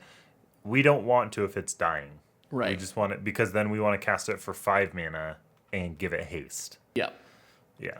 So I'll put this one in. Can I put this one like in the it. deck specific? Please I do. think it's pretty solid. I think it's great. And then the last one here is Rakdos, Patron of Ooh, Chaos. which one? Oh, Patron of Chaos. Okay, I can read this one. Yep. Oh man, it's okay. Oh. I'll give it a go. I'll Let see me if I cha- can let- read it. Let me switch the printing really quick. Okay, See if thank you read so the- much. Yeah. Okay, so 4 red, black for a 6/6 legendary creature demon with flying and trample. And at the beginning of your end step, target opponent may sacrifice 2 non-land, non-token permanents. If they don't, you draw 2 cards. I mean, this is what I'm talking about. Like, I think that this deck is amazing if you just run the scariest, like, have to deal with creatures in Rakdos. Just the scariest And Rakdos is stuff. one of those creatures. Yep. It's named after him, for heaven's sakes. Yeah. So I like those kinds of cards in this deck a lot. Where when it comes onto the battlefield, they're like, well, we have to get rid of it. They're just gonna play it again next turn. Yep. I like those kinds of cards in this deck. That's what I want this deck to be. Very cool. I agree with you. I think that's sick. Cool. Let's make some cuts. Let's make some cuts. So, did we want to do any madness? I think we're. Do you want to do any madness? Let's do a quick check. Let's just take Quick the top madness like 10 check. madness top 10 madness cards off of EDH Rec. Yep, ID Rakdos, and we'll just sort by EDH Rec rank. I think where I would be inclined to do this if there were like really good. Okay, so there's a couple of cheap creatures. I looked at Necrogoyf. Necrogoyf could be really cool, but that's a lot of counting. I don't like to keep track of those kinds of things. No, I think Big Game Hunter's probably okay Yeah. because like repeatable removal. Yeah. I think Terminal Agony is one of the best ones. Oh yeah. We would more prefer it on a creature, but it's not. Dark Withering's very good. Dark Withering. Yes. It is dead if we can't discard it, but chances are we can. We can at some point. That's great interaction. Yeah, the only time it's bad is if it gets exiled. Or if you have to deal with Toxrill. Yeah. Or you have to deal with specifically a black creature. Sorry. Okay. Fiery Tempers, I think, decent, but like... Emrakul, the world anew. This is our chance. We can do it. Yeah, except it's 6 colorless. No, we can't do it. I know we can't do it. Oh! I forgot one... Okay, time out. I don't know that there's any of this other madness that we want to run. Okay, good. Right? No worries. No worries. Someone will tell us in the comments what we missed. I think we need to play Lord of the Forsaken. Show me that one again. Lord of the Forsaken is 4 black. This is the reason I wanted to build Rakdos. It's 4 black for a 6/6 creature demon with flying and trample. You can pay a black and sacrifice another creature, and target player mills 3 cards. But what we care about is pay 1 life, add a colorless, spend this mana only to cast a spell from your graveyard. Whoa. That's kind of cool. I think it's sick. So it does have to be on the battlefield to activate that ability. Sure. Which means that it's late game when you're generally going to have enough mana to cast a creature from your graveyard. But I do like it. It's cool. And it's really, really thematic with the deck. I think it's pretty sick. And there's also like some other sweet big old cards on here. That's great.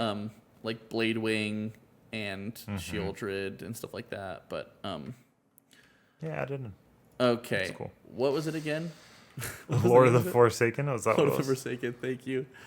So, okay, at this point, I think we have enough. So, we talked about how this is a brew. This is the first stage. So, we're going to get it down to 100 cards. We're going to play test a bunch. We're going to see what we like in playtesting. Maybe we really like the Madness cards.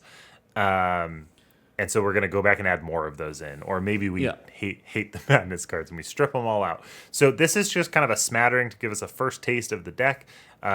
Hopefully, because our vegetables are all in the right spot, we're going to be able to have a well-functioning deck, and then it's really just, is this the right strategy? Are these the right cards? Do we want to, or do we find more cooler cards later that we want to add in? So where we end with this is just something that's testable. And generally, the way I like to make these cuts, we have different deck building styles. I like to go down to the mana curve and then click through each section of the mana curve and cut the cards from that view. Okay, I like that. That's interesting because I tend to start in each of these categories. And I'm like, oh, I'm a little heavy on ramp. Which one do I want to cut? So let's go down to the mana curve, though, because I really like that a lot. Okay. So we're clearly pretty high. So should we start from the bottom or from the top? I like to start from the bottom, but we can start from the top. I don't really No, mind. I like starting from the bottom. So the bottom, we've got Ragavan, Tiny Bones, Reanimate, Dark Ritual, Malakir Rebirth, Soul Ring. Okay, Malakir Rebirth is free because it's a land. We don't need to cut that. Yes.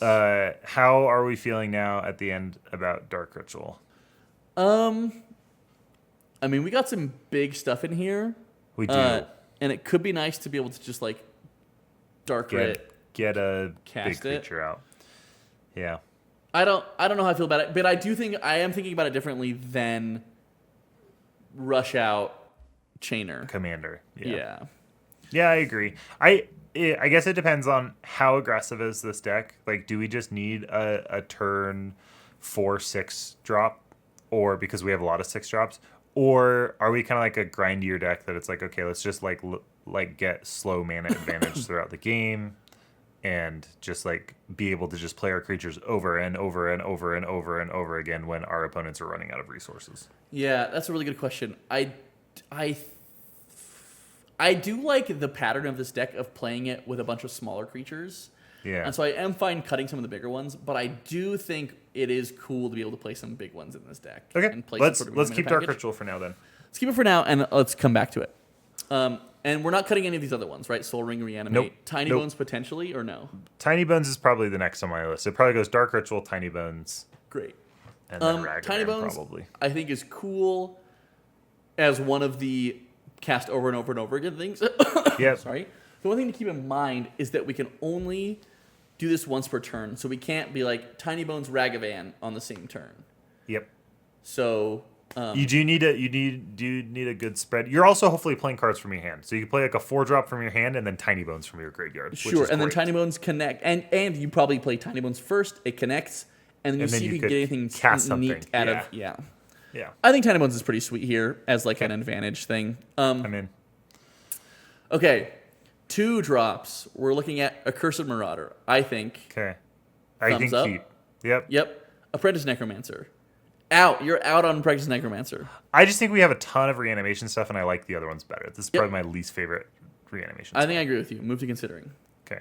I'm also probably out on Dark Confidant. I think I'm with you on that one too. I think Absolutely, we're keeping. this is very, very good. One of the best cards in the deck. Yeah. Dockside might just be too powerful.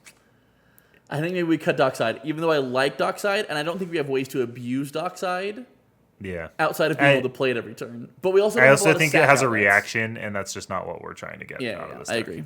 All right, considering. Inti, yes. Yes, keep, love it. Magda, yes. Sure. I think we're playing. I'm medium on this card, but I like the where it sits in the curve in the play pattern. I'm with you. Currently, we're playing enough dragons that That is probably good. That is probably good. Yeah. Okay. Feed the Swarm, thumbs up. Love. Knight's Whisper. I'm medium on right now too, but I think let's hold on to it. I'm gonna say, where are we at on draw? So this is where I like to go back up and see. Okay, Sure. like how much draw? Oh, we have a ton. I would cut Knight's Whisper. Knight's Whisper is one of our worst ones. Okay, Knight's Whisper cut. I'll tell you why is because it's only netting you one card, and in this style of deck, I don't want Knight's Whisper in my graveyard. I want creatures in my graveyard. I agree with you. So it's I would just rather. I don't need to be netting one card in terms of card advantage. No, I agree with you. And technically something like Buried Alive is card draw, and we get way better in this deck. Yeah. It's card draw, but we tutor for them. Yep. Feed the Swarm. We already talked about Bitter Triumph. I think is in the deck. Yep. Deadly Dispute. I'm kind of medium on this card. I'm medium on Deadly Dispute as well. I think we just take it out. I think we're happier with creatures. Yep. Infernal Grasp. Thumbs up. Yeah. Okay. Arcane Signet. Charcoal Diamond. I think thumbs down. Charcoal Diamond. Okay. Well, let's take out the diamonds. Yep. Move to Considering. Fire Diamond. Is Mind Stone the next one to go? I think so. Of these 5. Do we need to cut one? Yeah. Where are we at on ramp? 18. Yeah, we probably need to cut one, but we also have 3 mana rocks to consider. So should we jump into 3 mana rocks and then do another pass? Yeah. Okay. What was the last? Sorry, there was one more thing. Oh, sorry. The last 2 were Animated and Ripples of Undeath, and I think we like both of those. Yep. Okay. Name Sticker Goblin. Out. Yeah, thank you. Phew. We almost got it in there. I didn't realize you could operate on the deck from down here. This is awesome. It's amazing. This is a good tip for me in my deck building. Boomer Scrapper. Yeah, I'm going to say out. I think it's really good in a tokens deck. I just don't think we're going to have enough tokens to really take advantage of it. Yeah, I will say as a counterpoint, it isn't enters the battlefield or attacks, and junk tokens are tap sacrifice. There's no mana cost to them. I mean, this just probably dies.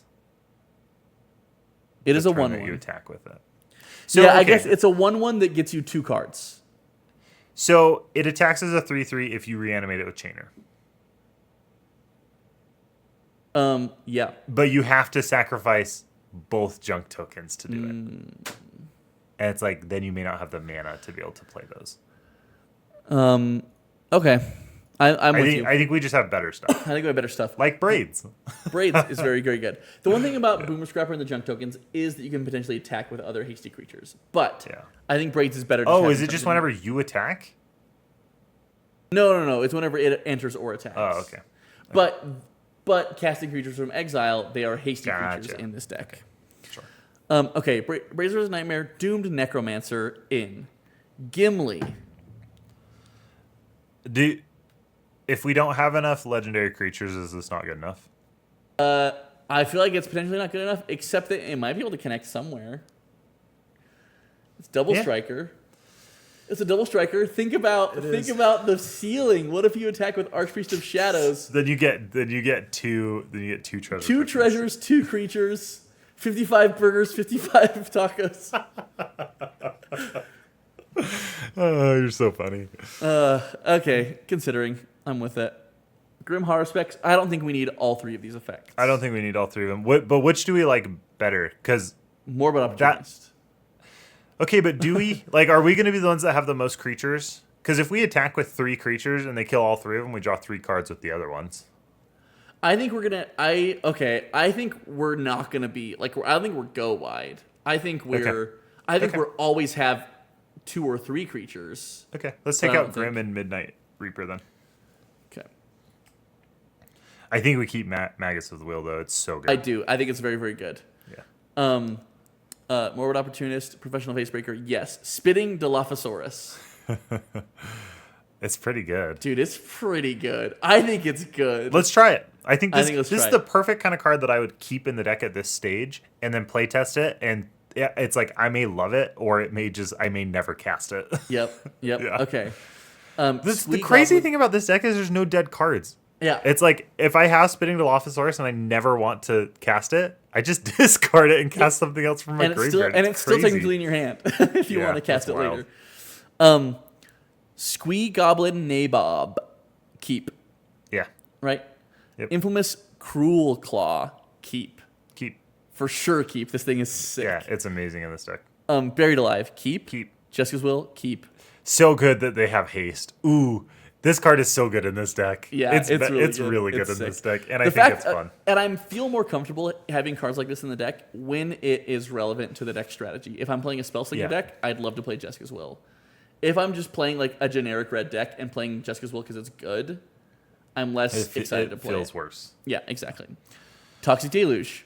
An example of a card I'm playing just because it's good, but it can be a one-sided board wipe. Like it can be one-sided, which I think could help it close Plus, games. we're more fine with board wipes than anyone else at the table. Yep, absolutely. And now it's $5, so it's so you should be playing it. And proxy anyways.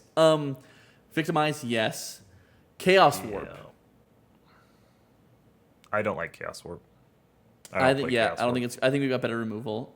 Can we check our removal though? Our interaction. Yeah, I think we're still pretty high. 23. Yeah, yep, 23. We're pretty high. Okay, great.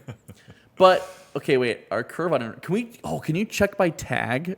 I don't think you can. I wish you could. That would be so cool. I know. I do think there's more that they could do on Moxfield with tag things, like to be able to like select all cards with a specific tag or move all cards with a specific tag. Anyways, I agree. I will say most of our interaction is like 4, 5, 6 mana. Yeah, we need to cut a lot of it out. Shriek Maw. Okay, time out. I'm gonna change this. Check this out. You can change the mana cost to 2. Yep. Yeah. 1 black. Yep. Sweet. Okay. Yep. We're keeping it. Okay. Of course. So we're removing Chaos Warp though. Yep. Crowded Crypt. I'm not in on it. No, it's probably the worst of the 2. Curse Mirror. Yes. Yes. Because it can be a copy of one of our creatures. One of our good creatures. Yep. Yep. Glittering Stockpile. No. Okay. I like Glittering Stockpile, but if we have too much ramp, it's out. It's near but the bottom of my list, always. Yeah, I like it, except that we're not going to be able to use the additional mana until later turns, and we have so many treasure creators right now that we're happier with those, I think. I'm fine. File of Galadriel, I think I might be down on. I don't know how often it's going to be empty. Yeah, let's scrap it for now. I still like Relic of Legends. I think it's a great Me card. too. I agree. Black Market Connections, yes. Sure. Phyrexian Arena? I don't need Phyrexian Arena. Ripples of Undeath is better in this deck. Yep, I agree. Okay, so for ramp, we're at 14. Okay, so we got to stop cutting ramp, which I don't think we have any past 3. No, I don't think that's we've where our any cutoff past is. 3. So ramp looks great. Card Advantage, we're at I could 16. still maybe cut Dark Ritual. And Ragavan's weak as ramp, and so is Magda. So I actually think 14 is a good number. I think we're pretty solid. If we did cut Dark Ritual, how would you feel about putting in like Cabal Ritual, which is 5 black for 2?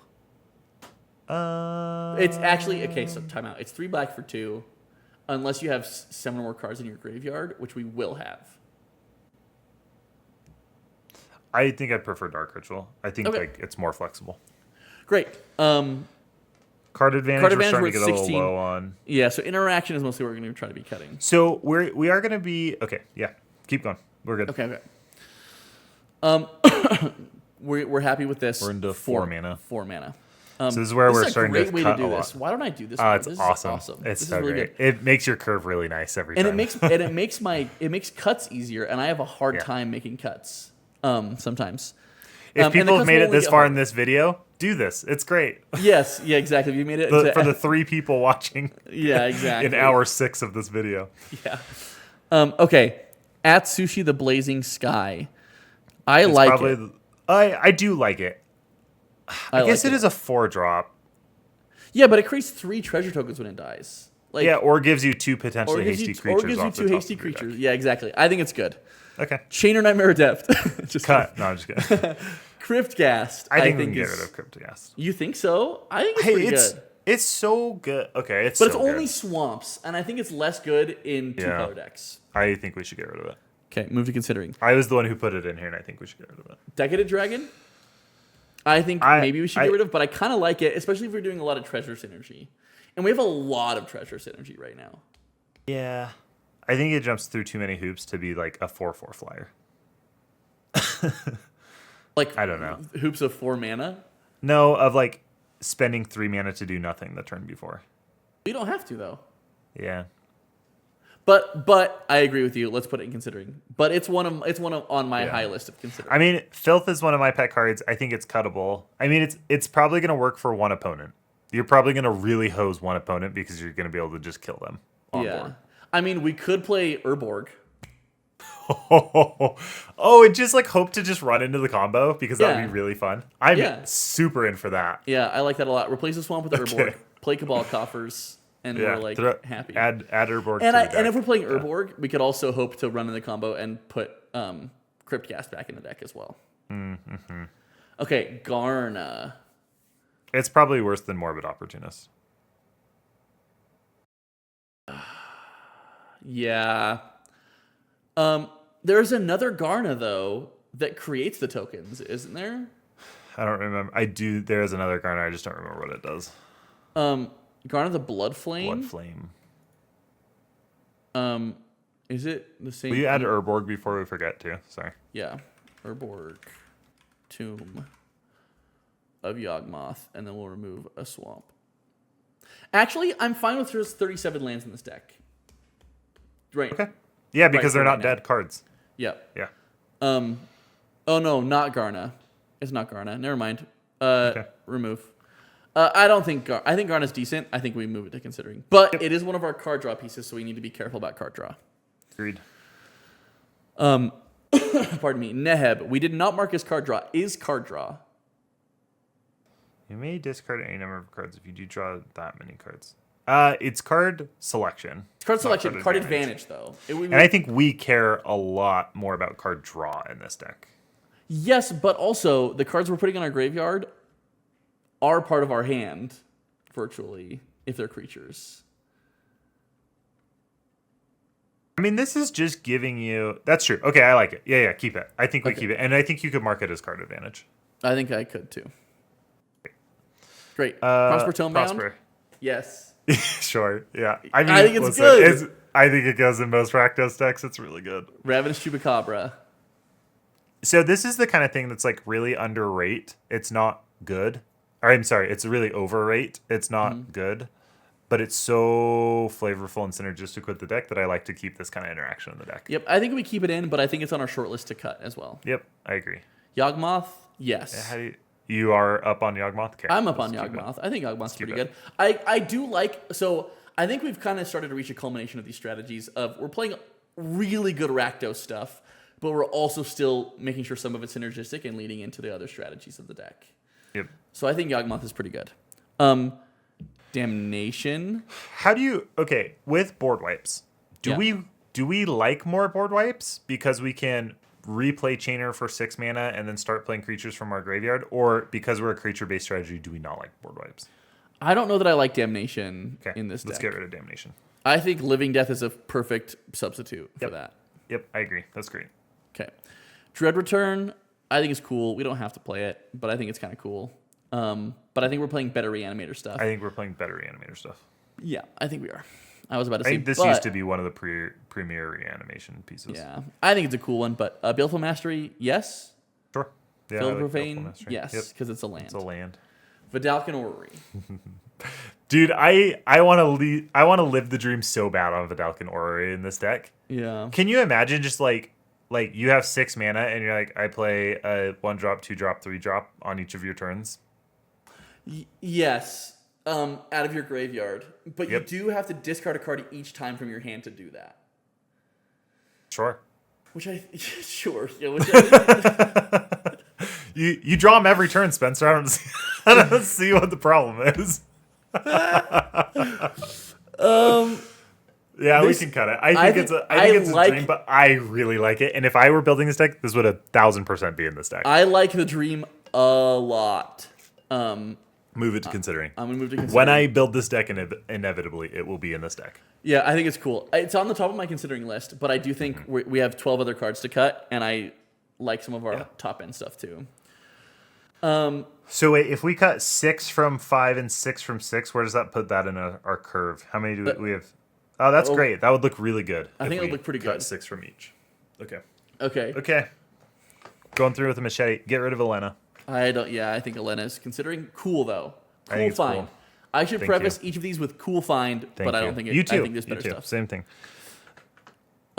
Cool find. I think it's considering. Okay. What do you think? I mean, I think it's really good, but I'm fine putting it in considering. Like we're a creature deck, and we're gonna prevent our True. opponents from having creatures to profitably block. Let's keep this as a maybe, and let's go through our other 5-drops. And I think it's the bottom of our 5-drops. Okay. Archpriest of Shadows. We love that card. Yep, Yes. great. Bone Miser is very good. It's not something we want to reanimate, but it's going to give us a lot of value, especially Yeah. if we're discarding non-creature, non-lands, and drawing cards, so we can just keep the cycle going. It's great. Yeah, but even if you're discarding a land, like Yeah, it's 2 mana. it's 2 mana. I think it's really good. It's great. Goldspan, insane. Right? Yeah, I think it's good. I mean, I just think it's a good, generically good red creature card. Right. That's where I'm at too.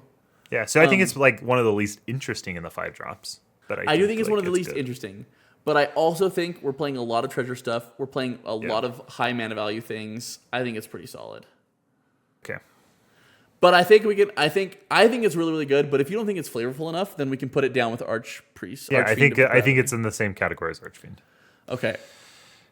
Okay, how do you feel about Gravebreaker Lamia? mean, Spells you cast from yeah. your graveyard cost 1 less. Yeah, keep. So Yep. good. Grey Merchant. How do you feel? I think it's also in the bottom. We have to cut 5 more. Is that right? Yeah.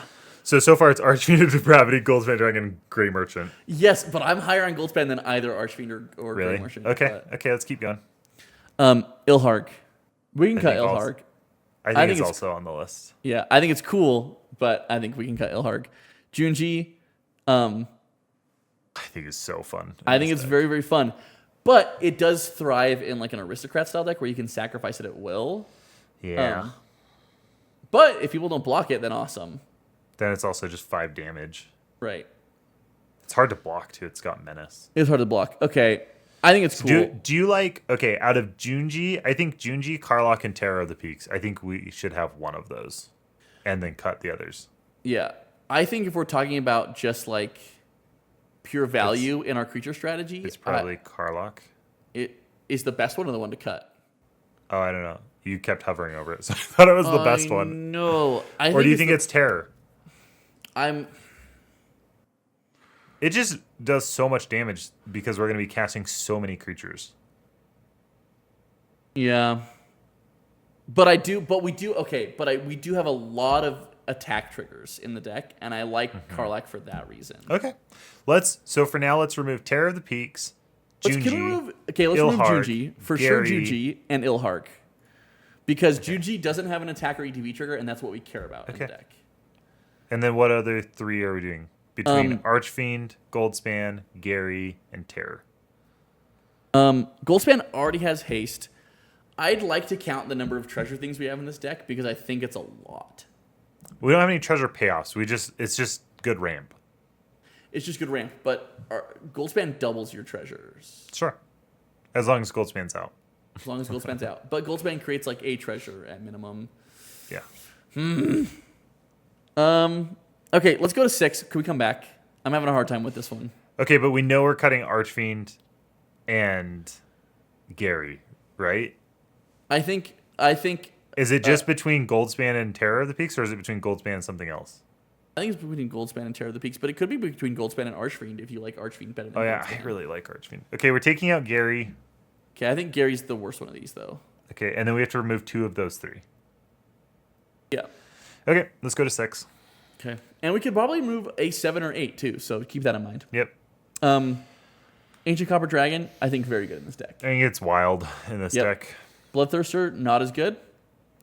Yeah, I prefer Karlach like to Karlach. Bloodthirster. Yep, let's keep Karlach and get rid of Bloodthirster.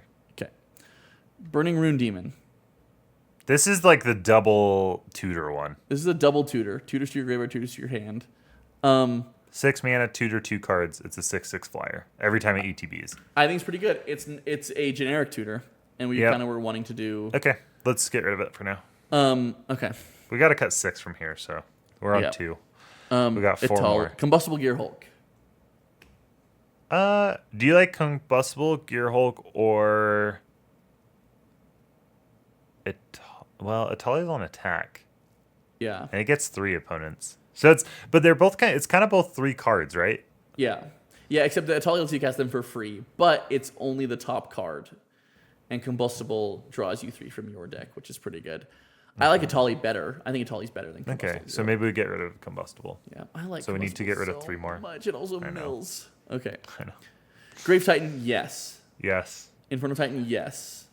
Yeah, I think it's probably my least favorite of the Titans. I agree. Okay. But six damage spread across anything is pretty solid. Yeah, but like compare that to Noxious Gearhulk, which just straight up gets rid of something. That's true. Okay. And it is on ETB or attack. Yeah, anyways. Yeah, okay, Inferno Titan's gone. Cool, gone. Okay, so we need 2 more. Gone. Lord of Forsaken, very good. Sure. Right? It is good. I mean, it's a 6/6 flying trample. It's a 6/6 flying trample. You're almost gonna never. Bond, with you're almost, fast bond stapled to it. You mean channel? No, fast bond is the one where you pay life and add a mana, or is that channel? That's channel. Oh, dang it, my bad. Fast channel. bond is you pay a life and you can play a land. Okay, with channel, it's the black channel for graveyards. Yeah. Okay, I'm in. It's great. It's good. Okay. So we have to cut Worm? 2 more still. Yep, and I think Dark Withering is cool, but we could cut Dark Withering pretty easily. Okay. I mean, it's a 1 mana spell. It is a 1 mana spell if we can discard it. If Chainer's out. Get rid if of Chainer's it. not out, That's fine. Or we exile it. It's fine. It was one of the last ones we added. Yep. How many do we still have to cut? Just 1 more? We have 3 cards we need to cut. Should we go to 7 and then we can come back through 5, 6, do another pass? Let's just do another full pass after this. Okay. Yep. We're good. Ancient Brass Dragon. Love it. Really good. Butcher of Malakir. I love it. I would get rid of Sepulchral Primordial. Really? Okay. Counterpoint. Yeah. Butcher of Malakir does nothing when we play it from our graveyard. Sepulchral Primordial gets us 3 creatures when it enters. It does. I still feel like we should be leaning into being an aggressive attack focused deck. And Butcher of Malakir, they already don't want to block our creatures because we can reanimate them. They really don't want to block our creatures if we have Butcher of Malakir out. I don't know. I mean, I also like Sepulchral. Yeah, let's cut Sepulchral. I think we list. want to lean more into the ETB attack triggers than like passive abilities, but I'm fine getting rid of Sepulchral. I don't know. I mean, it's so good. It gets 3 creatures, I guess. I don't know. It's just that Sepulchral only gets it on ETB. True. So unless you can get it to die again and then pay another 7 mana to do it, like Butcher of Malakir, you're getting value off of every attack cycle. Yeah. I think it's good. I like it. Okay. Archon of Cruelty? Yes. Yes? I think between it and Hoarding Broodlord, I probably like Hoarding Broodlord better. Where is Archon of Cruelty one of our card advantage tags? Yeah. I like Archon of Cruelty. I kind of want to play it over Hoarding Brood. I think Hoarding Broodlord is very good. Let's take out. We're moving away from tutors, so let's get rid of Hoarding Broodlord. Great. Okay, Blasphemous Act. Yeah, great. I think we're fine with that. And great. Toxic Delusions. One cut. Board wipes. One cut? We have 19 pieces of interaction. Yo, that's crazy. Yeah, I would cut one of the big creatures in interaction, like the 5 or a 6. Okay. Probably a 5. I mean, yeah. What is Archfiend Depravity interaction? Okay, so let's look at interaction then. So interaction. We could cut Muckdrub. I think Muckdrub's kind of fun. I like Muckdrub. We could cut Massacre Worm, Noxious Gearhulk, Butcher of Malakir. Can I tell you which 2 it's between for me? Well, okay, we do have Ravenous Chupacabra, which we said is like pretty overcosted for what it's doing. Yep. I would Noxious say Gearhulk is just worse. Noxious Gearhulk or Massacre Worm, probably. Yep. But Massacre Worm, I think is probably Noxious Gearhulk as much as we love that I card. know. I just want to play it in a deck so bad. I think let's cut Noxious Gearhulk. Okay. We did it. Womp womp. Move to considering. Spencer, we had 100 cards. Will you check the legality to make sure everything's legal except for the infamous Cruel Claw? If you hover over it, yeah. Yep, cool. Just the Cruel Claw is not printed yet. Nice. Okay, you want to do some sample hands? Yeah, let's do a few sample hands, and then we'll do a little recap here, and then we'll close it out. Okay. Cool. So, draw for our first turn. So, yeah. So what sucks about this is we've drawn all of our discarded, the things that we want to be discarding, but nothing to play out early. Yeah, but that's our first draw. So we'll just Okay. play Sulphurous Springs, right? Boom. And then draw for our next turn. Blood Crypt, Arcane Ooh. Signet. I like this a lot better now. Now all of a sudden we're just gonna slow roll it and play Deluge. Yep. Yep. Yeah. Draw. Sweet. Okay. We didn't Shriekmaw's draw a great. third land. Yeah, that does suck. So we just Talisman of Indulgence and then just chill. Yep. Rough. Okay. Okay, let's do another playtest. I don't like how this one turned out. Let's deal another hand. Okay. This looks great. I like this one a This lot. is an incredible hand. Swamp, draw, swamp, draw, gemstone, cairns, or whatever. Yeah. Draw, swamp, professional facebreaker. Yep.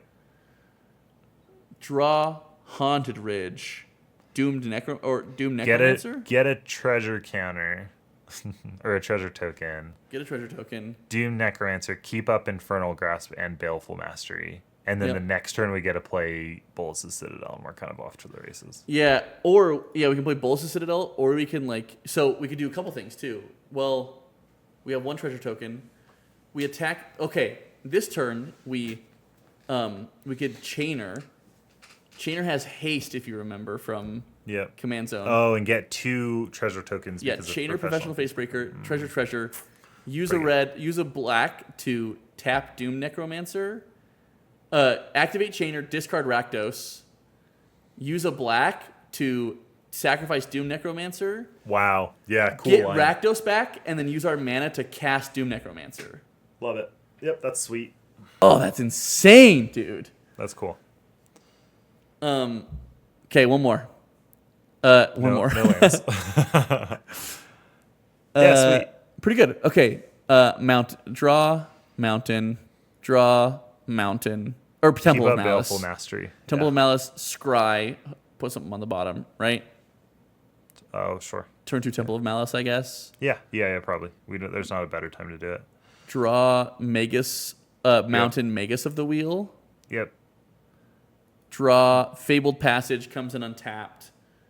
Just Prosper. Just run out Prosper. Yeah, I'd say run out Prosper, and then the next turn, if we can somehow double spell or play a spell and then Magus, or just Magus and see what we draw and play something with the rest of our mana, I think we'd be happy to have Terror of the Peaks, Bone Miser, Rakdos, all in our graveyard. On your graveyard. Yeah, so we draw, and Yeah, we have so Inti, so we play Inti, and then we Matt. draw 7. Yeah. 3, 4, Which is 5, great. 6, 7. So Play a good. land. Pitch Play filth. pitch. Play a land. We can't pitch filth to anything though because. Oh yeah, we haven't played Chainer yet. But we just braids. No, we don't have enough mana to braids. A Curse Marauder, maybe. No, on the next turn. Yeah. let's Okay, just next think on turn. the next Draw. And we could even hold up mana for Baleful Mastery and then Magus because it's not a sorcery activated ability, right? So this is a cool That's deck. sweet. This is awesome. It's cool. One of the things I really like about this deck is that a lot of the play lines, we're not thinking about Chainer until we have stuff to do with Chainer. And that's fun. It's fun that you're just like, okay, like what am I going to do with what I have in my hand? And that's it makes it much less linear than a lot of decks, but it's still very creature focused. So I think we did a good job at making it stage 2 deck. I agree. I really caught the vision of this deck with that playtest where we could activate Doom Necromancer and then play that's cool. Chainer to get something. So discard a thing with Chainer, activate Doom Necromancer to get the thing, and then use Chainer to cast Doom Necromancer again. Is That's like pretty what sweet. really kind of helped me catch the vision on this one. Yeah, it's really cool. Very, I very think it's cool. fun. There's definitely stuff to fix. Yep. This is just the first brew, the first draft, and we'll have to do some play testing, do some more gold fishing, and see what we like about the deck and what we don't like. I'm happy with it though. We ended up with 39 creatures. It's been a while since I've been able to build a creature-based deck where I've put in Love 39 total creatures. I'm really happy with that. Love that. That's really cool. Cool. Guys, Awesome. everybody, thank you so much for listening. This Yeah, if was you're a still 2.5 here, thank you hour for episode. sticking through it with us. We had a lot of fun. New type of content that we're trying, so let us know what you think. We probably wouldn't do these types of videos very often. But what we really want to hear is, what do you think about Chainer? What would you put in the deck? What are some of the choices that we made that you thought were questionable or that you agreed with? Those are the kinds of things we'd really love to hear from you in the comments. Yep, absolutely. We had a lot of fun with this one. Went a little bit late today, but this is a really fun deck to build. So give it a try. We might actually be. We're gonna spend a little more time on this. I think off camera, get into a better spot, and we could add some notes to the primer about some of the cuts that we made and changes we made afterwards. But yeah, like Kelson said, please give us feedback on the deck. Tell us what you like. Tell us if you liked this video or not. I guess we'll figure that out when it gets 200 views or whatever. But thank you for tuning in. Thank you for sticking with us if you did. And even if you didn't, thanks for checking us out. And until next time, remember to always pay the one.